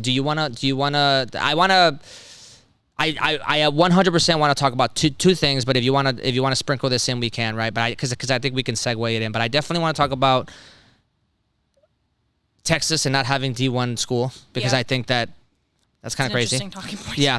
And then I want to Olympics foreshadowing what you thought about trials and blah, Yeah. blah, blah. Maybe we can start there. Maybe we can start about trials. And then if we want to sprinkle in the Mykayla Skinner stuff, Yeah. we could in that. Yeah, I feel really bad because I did my whole on YouTube what I thought the Olympic team was, and I feel like I jinxed them. I'm like, these poor kids got injured. I had them on the team, or I had this. Who did you have, first of all? Let's do a I'm trying to hypothetical. remember. So with nobody had gotten injured, I had Simone, Suni, Sky, Shy, and then I originally had Kayla, and then I kept arguing and battling with myself, and I put Kayla as the first alternate and put Jordan on the team. Got it. So my original 5 were your first 4 with Jade. Okay. That's who I had. It was so hard, and I felt so. I was like, I don't know Jordan or Jade and Kayla. And the only reason I said Jade as opposed to Jordan, because I think Jordan's great too, but I just thought she was a little cleaner. Yeah. So it was just a matter of execution. I think Jordan's cleaned up a lot. Yeah, too, she has, but so has she's Jade. I mean, when been you look at her, I know she has from 20, tremendously. wow. So it was really hard. Like I was like, can we take 8 people? 'Cause I didn't know. I didn't know her dad was her coach. And he's at Oregon now too. Yeah. With her. So whatever program they have Jade on, I'm like, Yeah. wow, What are you that doing? has been incredible. Yeah. So I had her. I just thought I thought that she looked a lot more polished. She looked the execution. I rated it just a little bit higher, and then I thought that she just looked incredibly composed and incredibly like ready for the thing, like she had been gearing up for it. And then this is no knock against any other college gymnast, but like Leanne was there also, and she also had a college season, but you can tell, like you could kind of tell the wear and tear that it took a very different kind of wear and tear on both of them. Yeah. So it was those who I had 5. It's a hard team to choose, and I said that on my YouTube. I was like, this is a tough team to make. It's a tough team to choose. Like honestly, I say this lightly, but genuinely, I don't know if you could have picked the wrong person. Like with all of the main options we had, they were really good options. Like now, we have really good depth, regardless of other people's opinions. Do you think? So do you want to go into the opinions? I mean, we can. I actually look. I'm gonna give her some grace. I don't know what she meant. I don't know what she meant, but I have thoughts about what she might have meant. You talk about Skinner. Yeah. I don't know what she meant. So when I was watching the video on Twitter, and I was trying to not take things out of context, and I was watching the video, so there was a splice of one video. It was like she was talking about work ethic, and the way that it looked, it was like she was talking about the girls that were on the Olympic team, and then she said like, no, I was talking about my club teammates. And I'm like, well, why would you still say that? Like, there's, to me, logically, I'm like, because she was talking about, before, during the MARTA era, the work ethic was this and that. I'm like, okay, again, based off of fear. That's what I was saying earlier. Like, there was the fear driver of things. And so I'm like, work ethic is going to be there whether MARTA was there or not. Like, that's not a logical argument to me, because there's just as many gymnasts that don't have work ethic as there are gymnasts that do. And it has nothing to do with MARTA. We were just different with MARTA because we were scared. We were fearful of that system. That's the difference. So for me, I'm like, the work ethic comment was just so unnecessary, and it just didn't apply. I think ultimately it definitely doesn't apply to the Olympic team. I think ultimately that's it's the working hard part that really rubbed people the wrong way. Well, if I had to make a guess. And it was also her comment when she was like, with MARTA, we were clean and crisp, and people are dragging her to filth because I don't want to be a part of like people being, I don't want to be mean to her. I'm not trying to like bully her. Yeah, this is not let's just be black and white. She was sloppy. She was sloppy elite. So people are bringing Skinner, up, you mean? Yes. Oh, okay. So I thought you meant like Marta's girls. No. Well, I mean, technically Skinner was one of Marta's them, girls. yeah. So that clean and crisp comment that you made, I don't know who you're talking about, because you're not talking about yourself, because people are bringing up tons and videos of just the receipts. No, there are plenty of receipts. God. You should go and investigate. I've been I've been looking days. at it. And it's true. And it's like, she was just a very sloppy elite, and it just is what it is. She was a sloppy NCAA gymnast, and she would be upset on, why haven't I gotten a 10? I'm like, because you don't point your toes. Like, I don't know. Maybe point your toes. I don't know. So there was that argument, and that a lot of people they're like, what are you talking about clean and crisp? You weren't clean and crisp. Don't talk about the Olympic team, they're a pretty clean and crisp team. right now. The all the ones we got going, and the alternates with Leanne and Jocelyn and all them, they're very clean and crisp. So there was a lot of things that she said that rubbed people the wrong way, and rightfully so. Plus, this is one of like 4 things Skinner has done over the last 9 years to piss people off regarding the Olympic team. Like, this is not, you need to go down the rabbit hole of Skinner. In regards to her comment specifically, I think for me, this is just my perspective on it, right? I think it was the working hard part that was rough. That was like, ugh. That's what I'm saying. It was an unnecessary comment. Yeah. Like, why are we saying that? It felt a little rough, because I agree, they're working hard. To say that you're not, if you're at trials, you're working hard, even right? Your club teammates, right? So in terms of work ethic, it's kind of crazy.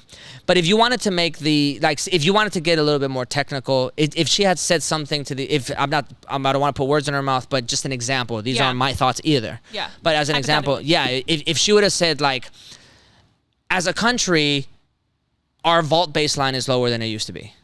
That's like a more objective thing than just like personally saying like these people aren't working hard. Right. Sure.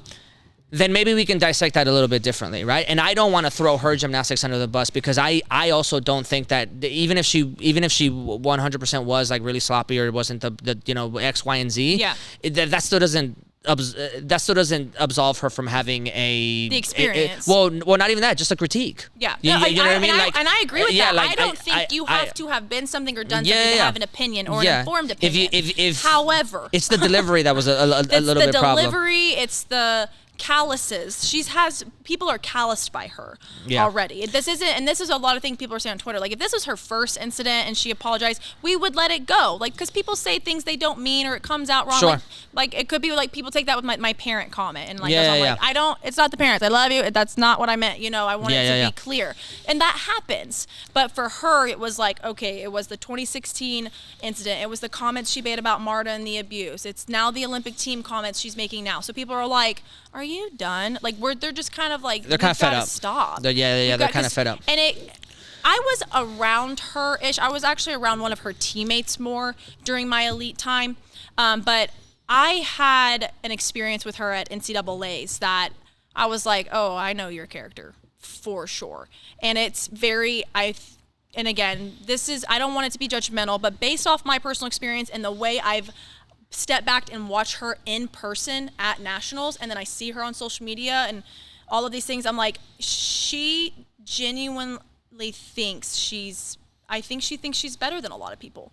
And that's where this mindset comes from. Or she thinks like it's okay to She definitely comes off as very alpha. Very, and it's, I guess alpha, but just very like self-absorbed. Okay. Like, it's like, take a step back and critique one of your videos before you critique one of the Olympians. Sure.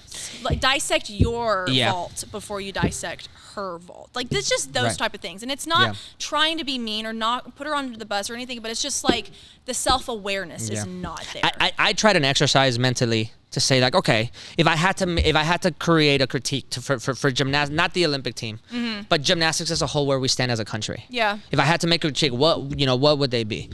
I would look at the fact that in 2012 there was 3 or 4 MNRs happening on vault. Yeah, and didn't they devalue the MNR? Yeah, so then so there's just some things there that I'm just like, okay.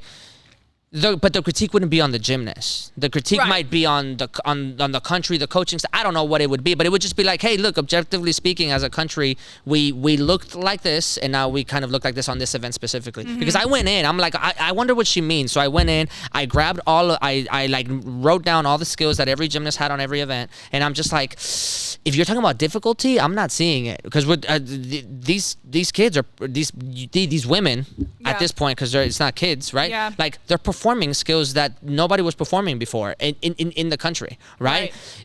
Not even absent Simone, right? Obviously Simone is pushing boundaries, but like, even absent Simone, like, you're doing pack fulls, you're doing Suni alone does like 7 skills connected on bars, and she does like 2 kips in her whole bar team. There's still Jocelyn's difficulty, on Jade's floor, difficulty, the double layout for sure. difficulty, like their difficulty on beam. It's just like, yes, maybe our vault hasn't been the strongest that it is now, but I think numbers wise, it's like the start value and the execution. It's just about that math part. It's still pretty strong. Yeah. But then look how much stronger we are on all the other events than we were in the past. And it's just so hard to compare the 2012 team to this team because we're, 12 years removed by this point. Gymnastics has changed a lot since then. The skills are getting harder.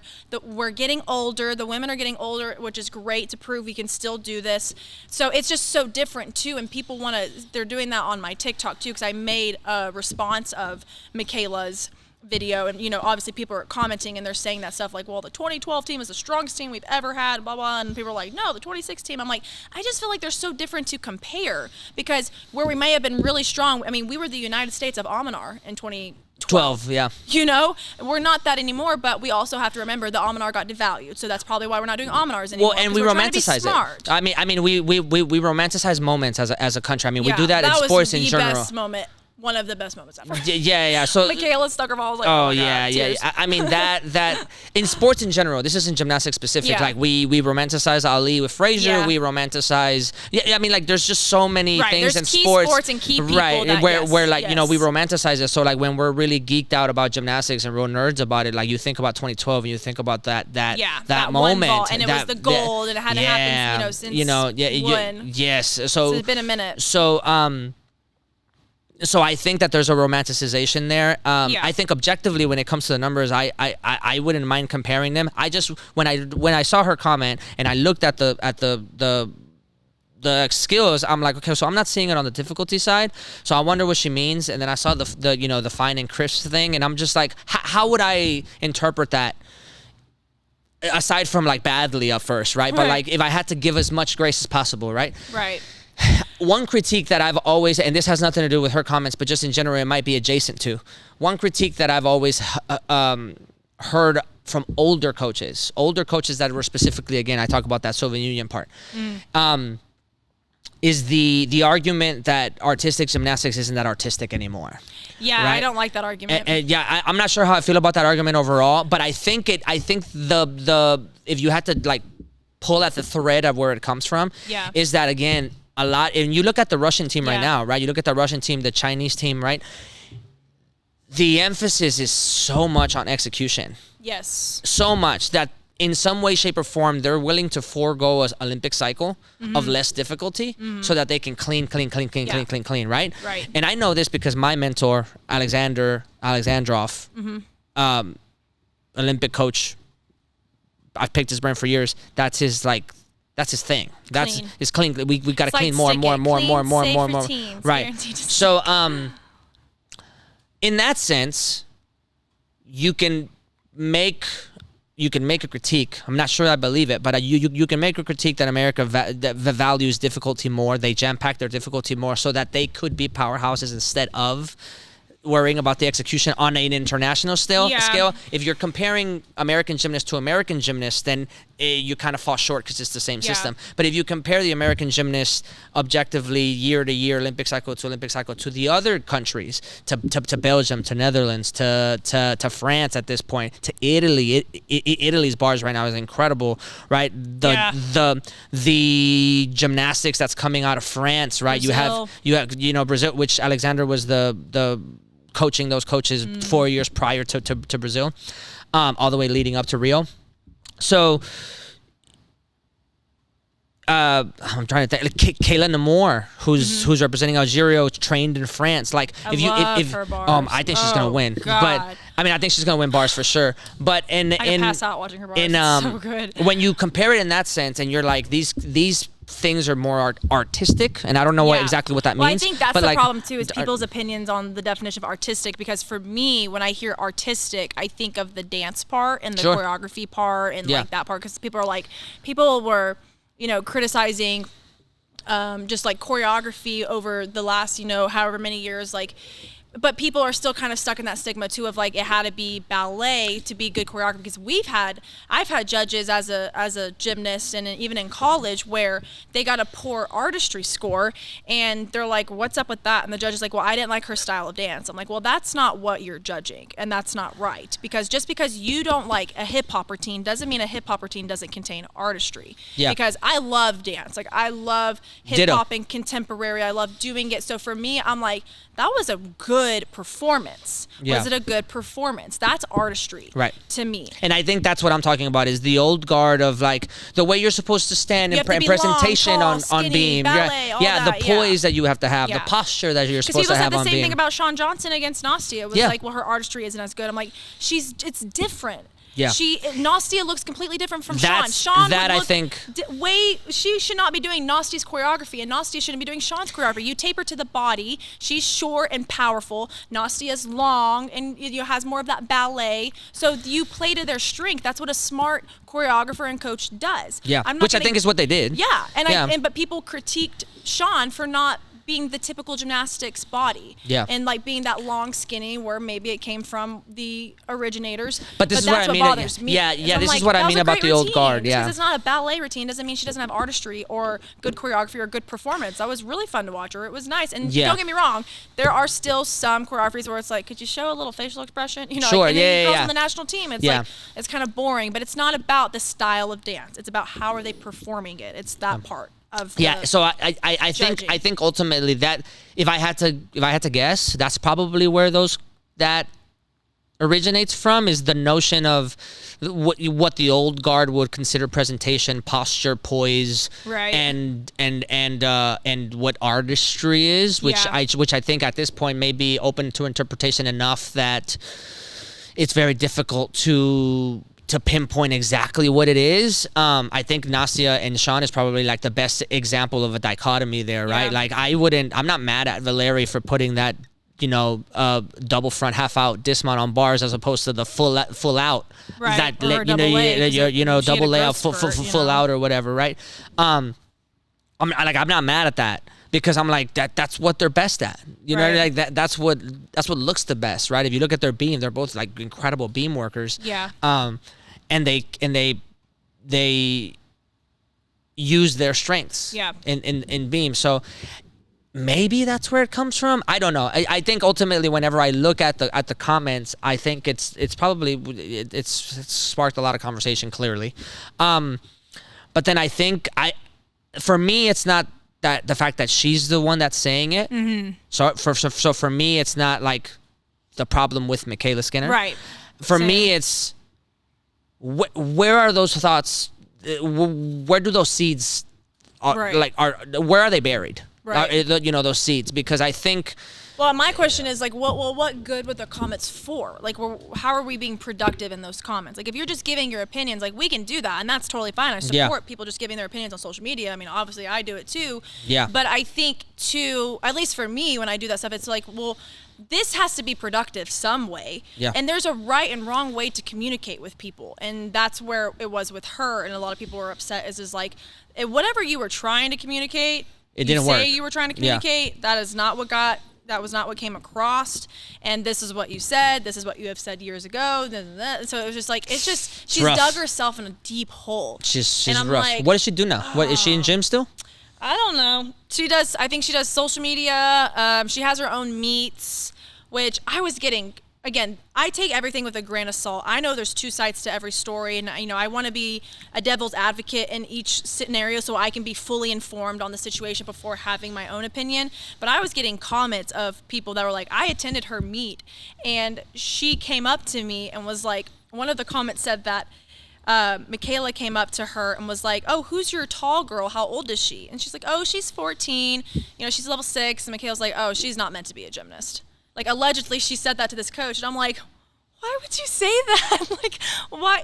Because it's just, and there's so many thoughts that I have on that I just think I have, my own opinions on, and I just think it's ridiculous. All that's allegedly. We don't know if that's actually happening. And that's why I say it lightly. It's Yeah. allegedly, but we're getting all of these stories, and then even her own, she has said it with her own mouth, and I think that's what it was just really making people really mad. And again, it's social media. Yeah. People take things really extreme in the comments, but I also understand people were how frustrated they were with her comments, because it was sent in my group chat with our close friends, and one of my close friends was like, I hate her. I was like, oh, what happened? And I'm like, I was like, this is a really bad take. Okay, so Yeah, no. In situations like this, I wish that this platform, like I wish Chalkbox was like really big, so that I could be like, hey, you want to come on? You could speak your truth, I guess. But anyway, I would love that. What are your predictions on the Olympics? What do you think is gonna happen? You know, I'm very careful about giving my predictions because apparently when I do it, it does I can give you mine first if you want. Yeah, that way I for can it. out jinx you if you I want. don't want to jinx anybody.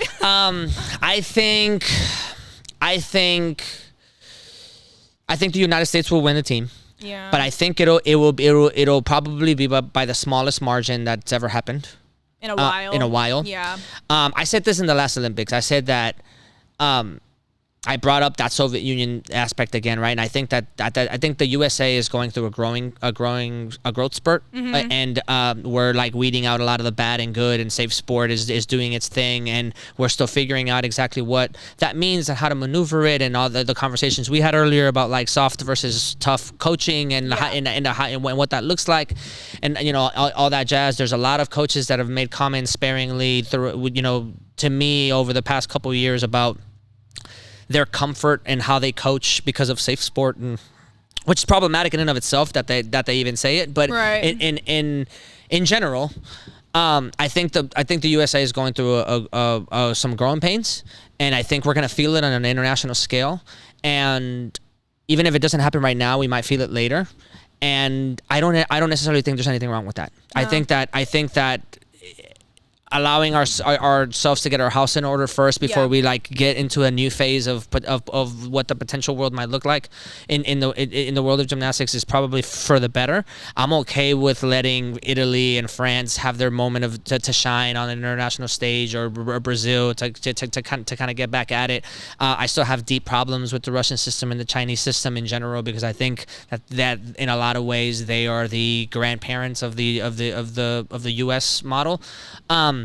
But that's for another conversation. It's not like I'm ever gonna get any of them to sit down here with me, right? Like, so I think that we'll win, provided that everything goes smoothly. I don't think that some of the things that people are expecting to happen are gonna happen, because I don't think people pay attention to international gymnastics the way they pay attention to U.S. gymnastics. No, 100%. That's why I'm like, I know we're strong, but I don't pay attention to elite gymnastics hardly ever, because I'm just so over that. I just don't like the world. Yeah. So I'm just like jaded by it. I'm like, I don't really care, like in the best way. I'll keep up with it when it's Olympic time. Yeah. That's why when I was trying to make my predictions, I was trying to do a bunch of research because I hadn't been keeping up, and I was looking at numbers, but I'm not going to give a confident opinion or even whatever that I think, oh, for sure we're gonna win this, Simone's gonna win, because like I also know anything can happen. Yeah. People are really sure in Tokyo. Simone was really sure, but she got the twisties. She got a mental injury, and so for me, I'm like, anything can happen.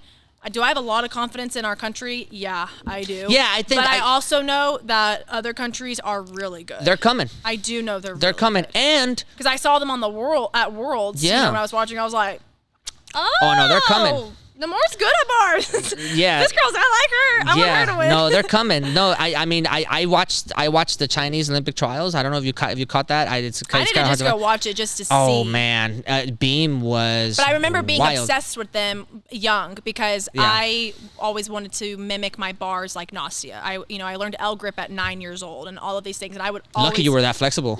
Yeah, I've got pretty mobile elbows, shoulders. I've overextended elbows too. Yeah. But my coach at that time, she was on the Chinese national team. I mean, she literally designed our optional leotard. It was red and yellow. It was literally the Chinese colors.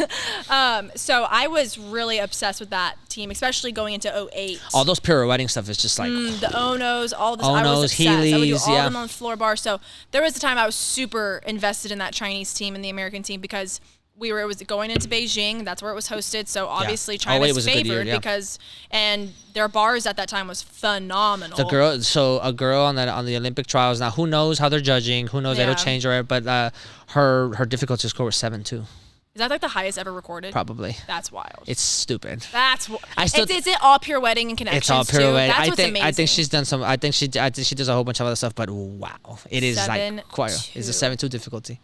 And then I still think Kayla Lamore is going to win bars. I think that Sunia's a phenomenal bar. What is her execution? I'm not sure. I'm not sure, but I think her highest score has been like a 15.7. Well, and it's funny because the Chinese girl didn't get like above a 15.7, even despite the execution. Bars, on Worlds, the individual, because I thought it was going to be Namor, and it wasn't. At Who run Worlds bars? Yeah, I don't remember Worlds, but she wasn't at European Championships because something happened in France where the club that she was in France, she trains in France. She's a France native and Namor. But Namor. But France has she competes for a different country. She competes from Algeria because her parents are Algerian immigrants. Okay. So France has this unique rule that France became it's like a sanctuary country essentially for sports. So France, France does this with soccer also. Like the French soccer schools are supposed to be like one of the most elite schools in the world. But France will let people get their French citizenship if they go to one of those schools. Okay. So what ends up happening is a lot of athletes from Africa, a lot of athletes from other parts of Europe, and a lot of athletes will go to France and go to the school, get their citizenship, get trained by the most elite schools, end up at a club team making millions of dollars, and then France will let them represent the country of their parents' origin. That's pretty similar. Like I compare it to at Arkansas, we have a really strong track team, like the best track team in the world for college, whatever. And a lot of them will go back and represent their home country. So there was like Omar McLeod, he was on the Olympic team for Jamaica with like Usain Bolt, and I was good buddies with him, and so it was really interesting to see them. Yeah, they're and it's almost like they're I don't want to say using, but they're using the French system to get coached, and then they're going back home, and that's what they went to Arkansas to get coached, and then they went back home. And it's smart. Like, from my understanding, she still hasn't gone home. She still trains in France, but then France also had this weird rule that like all of the gymnastics clubs, like all of the gymnastics clubs had to like sign into this this union of some sort. I'm not sure exactly how it worked. Okay. I'm getting the specifics wrong, but it turns out the owner and her didn't want to be part of that union. So essentially, I think that she originally wanted to represent France because that's where she's lived all her life. But she's like, but also I'm like probably the best bar worker in the world. Yeah. So I want to like show up and show off, and if I've got to do it through Algeria, then I'll do it through Algeria. Yeah. So Algeria now has the very first representative for gymnastics in on the world stage, and she's more than comfortable doing it. I'm pretty sure she's part of her heritage and she's part of her culture and things like that. But her coach is French, and I think they still train in France, but.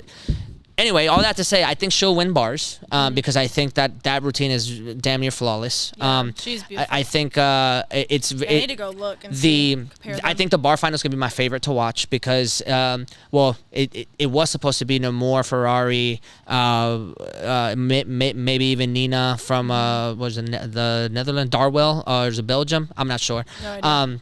And then the Chinese girls, right? Yep. But I think Ferrari got hurt.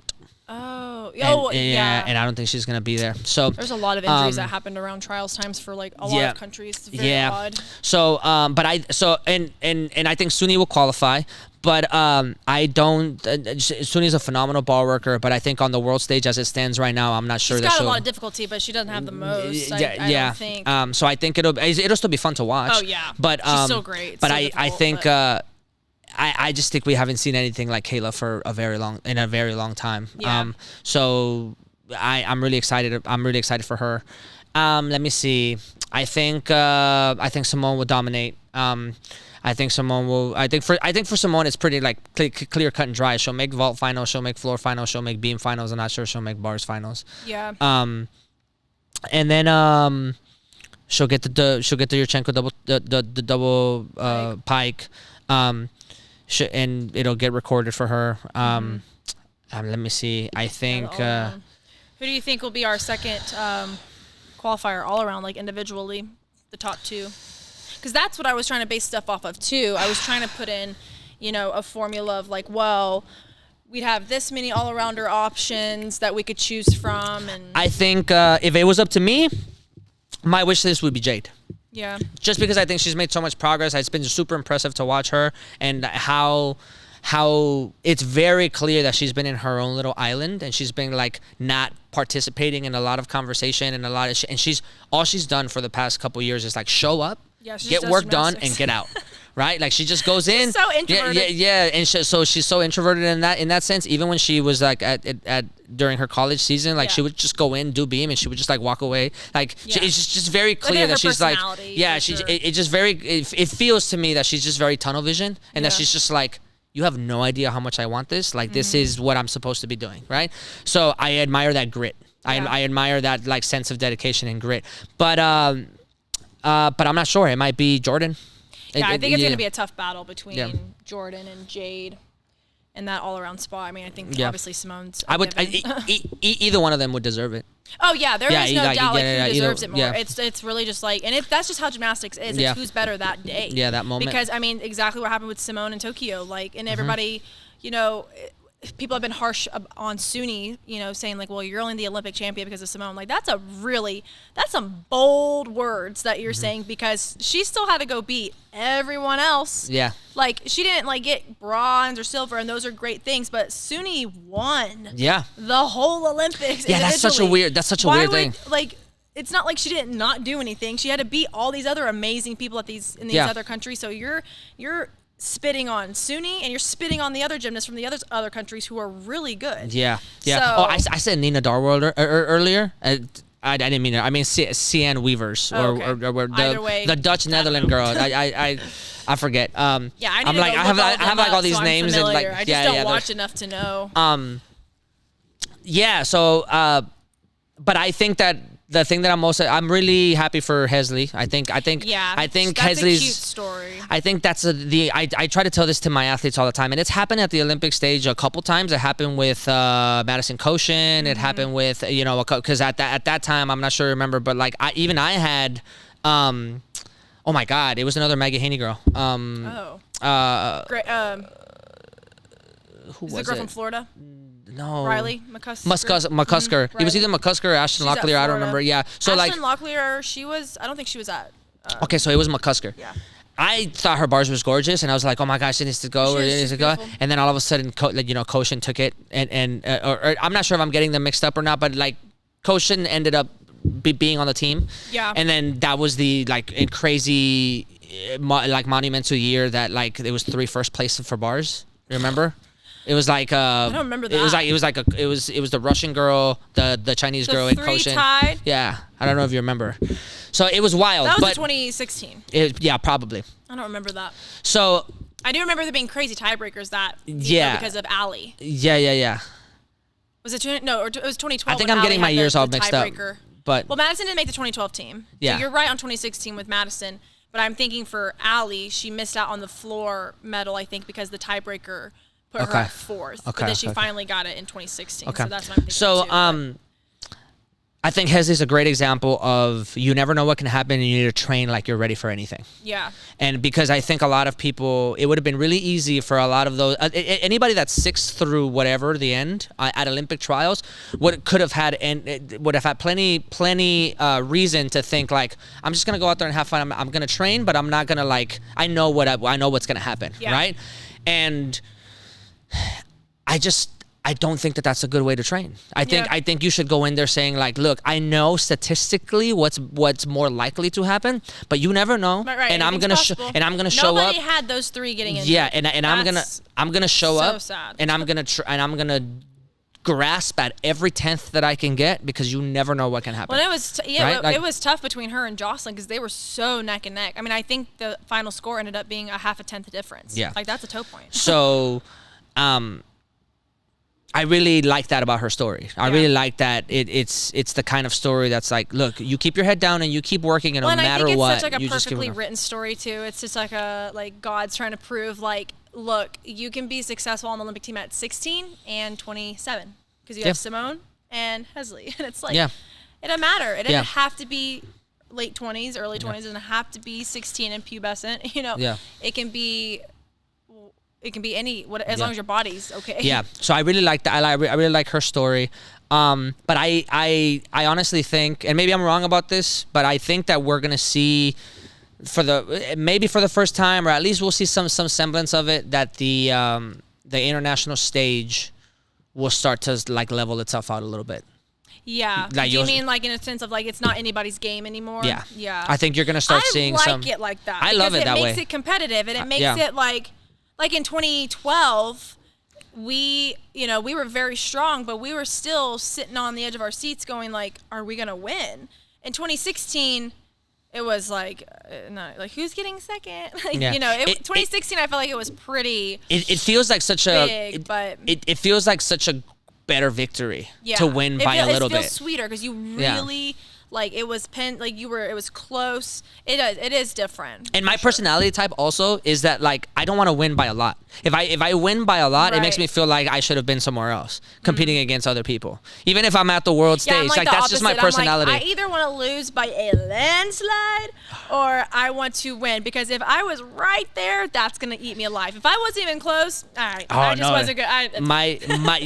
My personality is like I want to see the person that I know is like I'm neck and neck with, and I want to look at them, and I want to have just like a very clear cut athlete moment of like, you better be bringing it right now, because I was I'm like that coming. when I was young. We were, I'm like that still in some sense. But again, if I got second, like one of my kids at state, I'm always get on to her, point toes, and she goes to vault and goes 9.675, and the girl, she got second, and the girl that beat her was by 9.7 half. Yeah, and I was like, that's a toe point, right? And she was like, I said, man, I told you to point your toe. Yeah, I just like it also because even if I got second, I know that I'd be getting beers with that guy. Yeah. Like, personal. like 10 years so for later, me, like I like the I'm gonna get you one day. I like knowing that I'm gonna keep up, but also knowing I got second by this. I'm just like that's regret. Eat you alive. It's like I could have done more. I could have done this, but then if it's like if you're like in 10th, and it's like, maybe it's just some things aren't meant to be. But what if you did what if you go. really genuinely felt like I did the very best that I possibly could? That's what I'm saying. That's an easier loss for me. Yeah.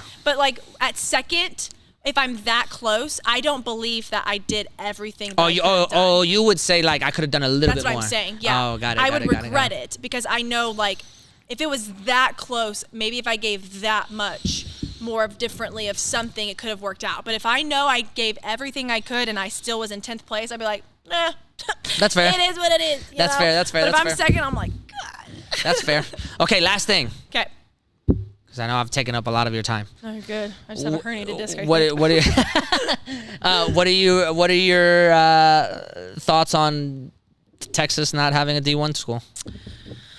That one sucks a lot. Isn't it weird? I think it's kind of weird. Yeah, well, and I'm sure there's politics involved to some degree that I'm not aware of it. We have a friend who's a big donor at A&M, really involved, and he has been pushing for A&M to get a gymnastics team.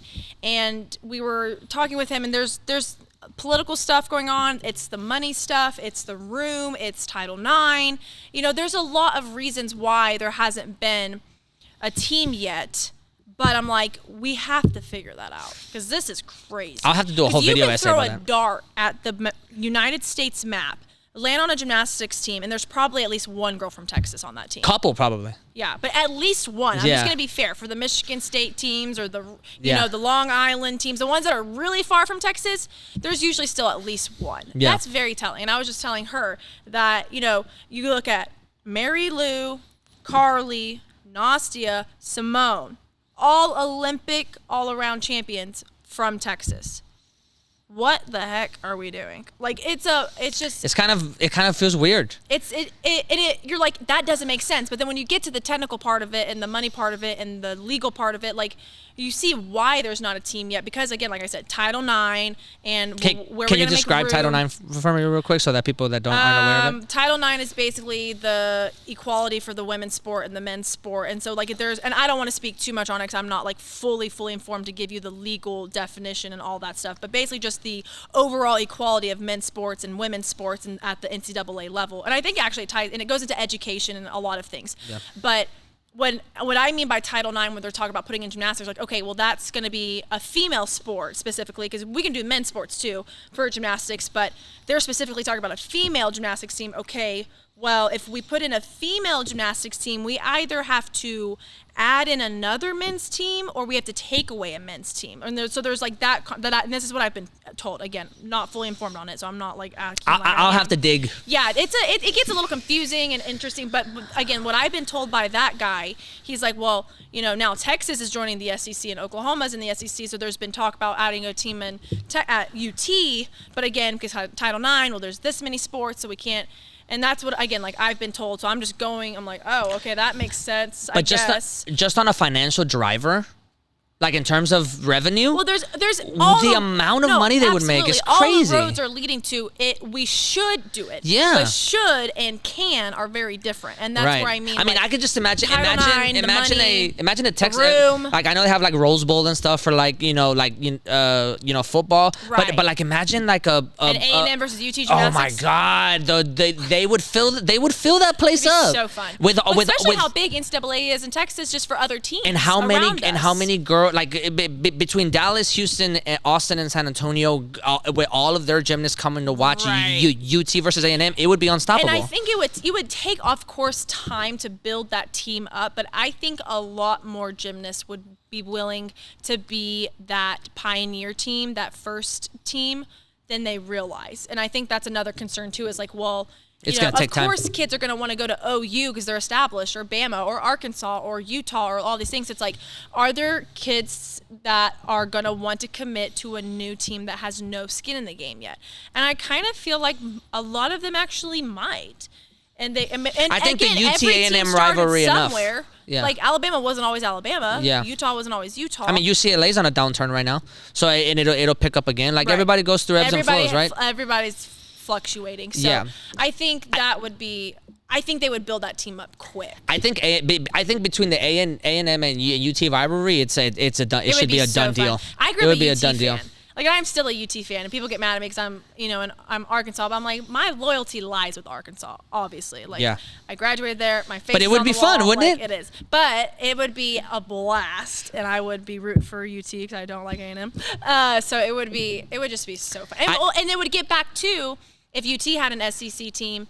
UT and Arkansas had a huge rivalry back in the day with football, and that's going to get restored again because they're back at the same conference. So now you put gymnastics in there too. That's going to be a whirlwind, especially because Arkansas State is what it is, but Arkansas is Arkansas, like the university, and that's why I picked Arkansas, because they love the Razorbacks, and like that's all we got there. You look at Texas, again, we have how many professional teams and how many sports, how many colleges. That's not in Arkansas, so the rivalry there would be ginormous. Yeah, I think it would be. I think on a revenue standpoint, it's a no-brainer. I think it would bring in so much cash, and I think the ability for sponsorships and endorsements for those girls would be a no-brainer. Also, I would be like, some of y'all need to get sponsored by HEB. Yeah, I'll be trying to get Whataburger. I was a Whataburger number for Halloween once. Me and my best friend, the one that was here. Yeah, I'd be getting some Whataburger NIL if I was somebody. For sure. I told my old team, I'm like, look, if I ever make a YouTube channel or anything like that, and it's gymnastics oriented, and it's like it pops off, I'm talking to Whataburger. Yeah. I'm like, hey, don't be surprised if our Leos have the W. You know what I mean? Sponsored by Honey Butter Chicken. Yeah, by the Patty Melt. But anyway, yeah, I think it's a no-brainer. I would obviously be UT also because I'm in Austin now, so just honorary. Yeah. But I just think it would be. I think. When I realized that, I'm like, oh my God, this is like a real thing. Yeah, we have D2. We got TWU and stuff, and they're good. Yeah. But they're not. It's not. There's no D1 team. Yeah. I also think it would be a lot easier to incentivize coaches to want to coach college in Texas. Yeah. Because I think there's a lot of college club coaches that leave Texas to go. Yeah. Pursue. And like I thought about it. I was just we were just talking about this earlier. Is it? Okay. Yeah. We were just talking about this earlier, but we were like, if somebody offered me a huge paycheck to go to coach college, it would be a real hard decision because like I don't know if I would like to be in any of those places. I don't want to deal with politics. I've always said that I would never deal with politics and coaching. Yeah. Gymnastics. Well, I mean, there's that, but I mean like the actual location. Yeah. Like I'm not like. We're spoiled here. Like I'm like I don't want to be in Iowa. What is that? What is that? Like, where is that? Nebraska? Like what am I doing in Nebraska? Places. There really is. I'm sure there's some great spots in all of you guys' places. Like, listen, I'm not trying to bash you guys, but like we are a little kind of snooty about our state. We're a little snobby down here. Okay? Yeah. Yeah. We were in our own country for a little bit for no reason. For a second. Yeah, I don't know where we get really like. It'd be fun though. Maybe one day. Get one down there at the beach or whatever you want to call that place, down at the Gulf, a beach. Yeah, maybe one day. But that would be fun. Maybe one day. I genuinely think we'll see it in our lifetime, but I think it's going to be a while. We got to get some things figured out. Well, we'll reference back and we'll clip this and we'll reference back to this moment whenever they get it. Fingers crossed. It's just like, yeah. We called it here first. It was a pleasure. Thank you. I appreciate it. It was a long conversation. This episode. We'll have to do a lot more. Yes. We'll have to do a lot more. Call me, beat me. Yeah, if you're ever in Austin, just Be hanging there, out, I can always set this back up and we can just have another conversation. See what else is popping off on Twitter. I think the world of gymnastics, but right now at the current moment has plenty to talk about and a lot to dive into. So, pleasure. It was such a pleasure. Thank you so much. Do a shameless plug. This is your camera here, so do a shameless plug. Get everybody to go find you. Braie is my username. Just about everything. So. Want to follow me? Love can you spell your not. name because it's Braie. Okay. AYY. It's like the song A Baby. That's how I got it. Braie. Got it. That's easy to remember. Yeah. Okay, cool. And you're on TikTok, YouTube, Instagram, Facebook. I also have a Facebook judging group. If anybody's looking to get into judging and they need guidance, it's called Guiding a Judge. So there you go. Can do that. I have Guiding a Gymnast. That's the actual Facebook page. And then my Instagram is Braie. Same with YouTube. Actually, YouTube's just Braie Swan. So just BRAIE, you're gonna find me. And then TikTok is Braie. What else do I do? Yeah, that's about it. Cool. Well, thank you so much. Also, please make sure you like, subscribe, and do everything that you usually do. Share to Chalkbox Talk. We'll see you guys again. We'll have more in-depth conversations. I want to bring parents. Don't take that out of context, please. I am not gonna clip it. I'm not gonna clip it to make you look bad. I promise you. Yeah, no. That's not what I meant. You're not the worst part at all. Yeah. And I can't wait to have other conversations. I'm pretty sure if I have other conversations, if you ever want to come back and be like, let's talk about that conversation, man. Yeah. So I take some stuff back, or add more to add. Yeah. Or here's Mykayla Skinner. Yeah. Man, would have been crazy if somebody gets her to sit down. I'm gonna sit down. Let's get to it. Yeah. Anyway. See you guys later. Thank you very much. Bye. Thank you.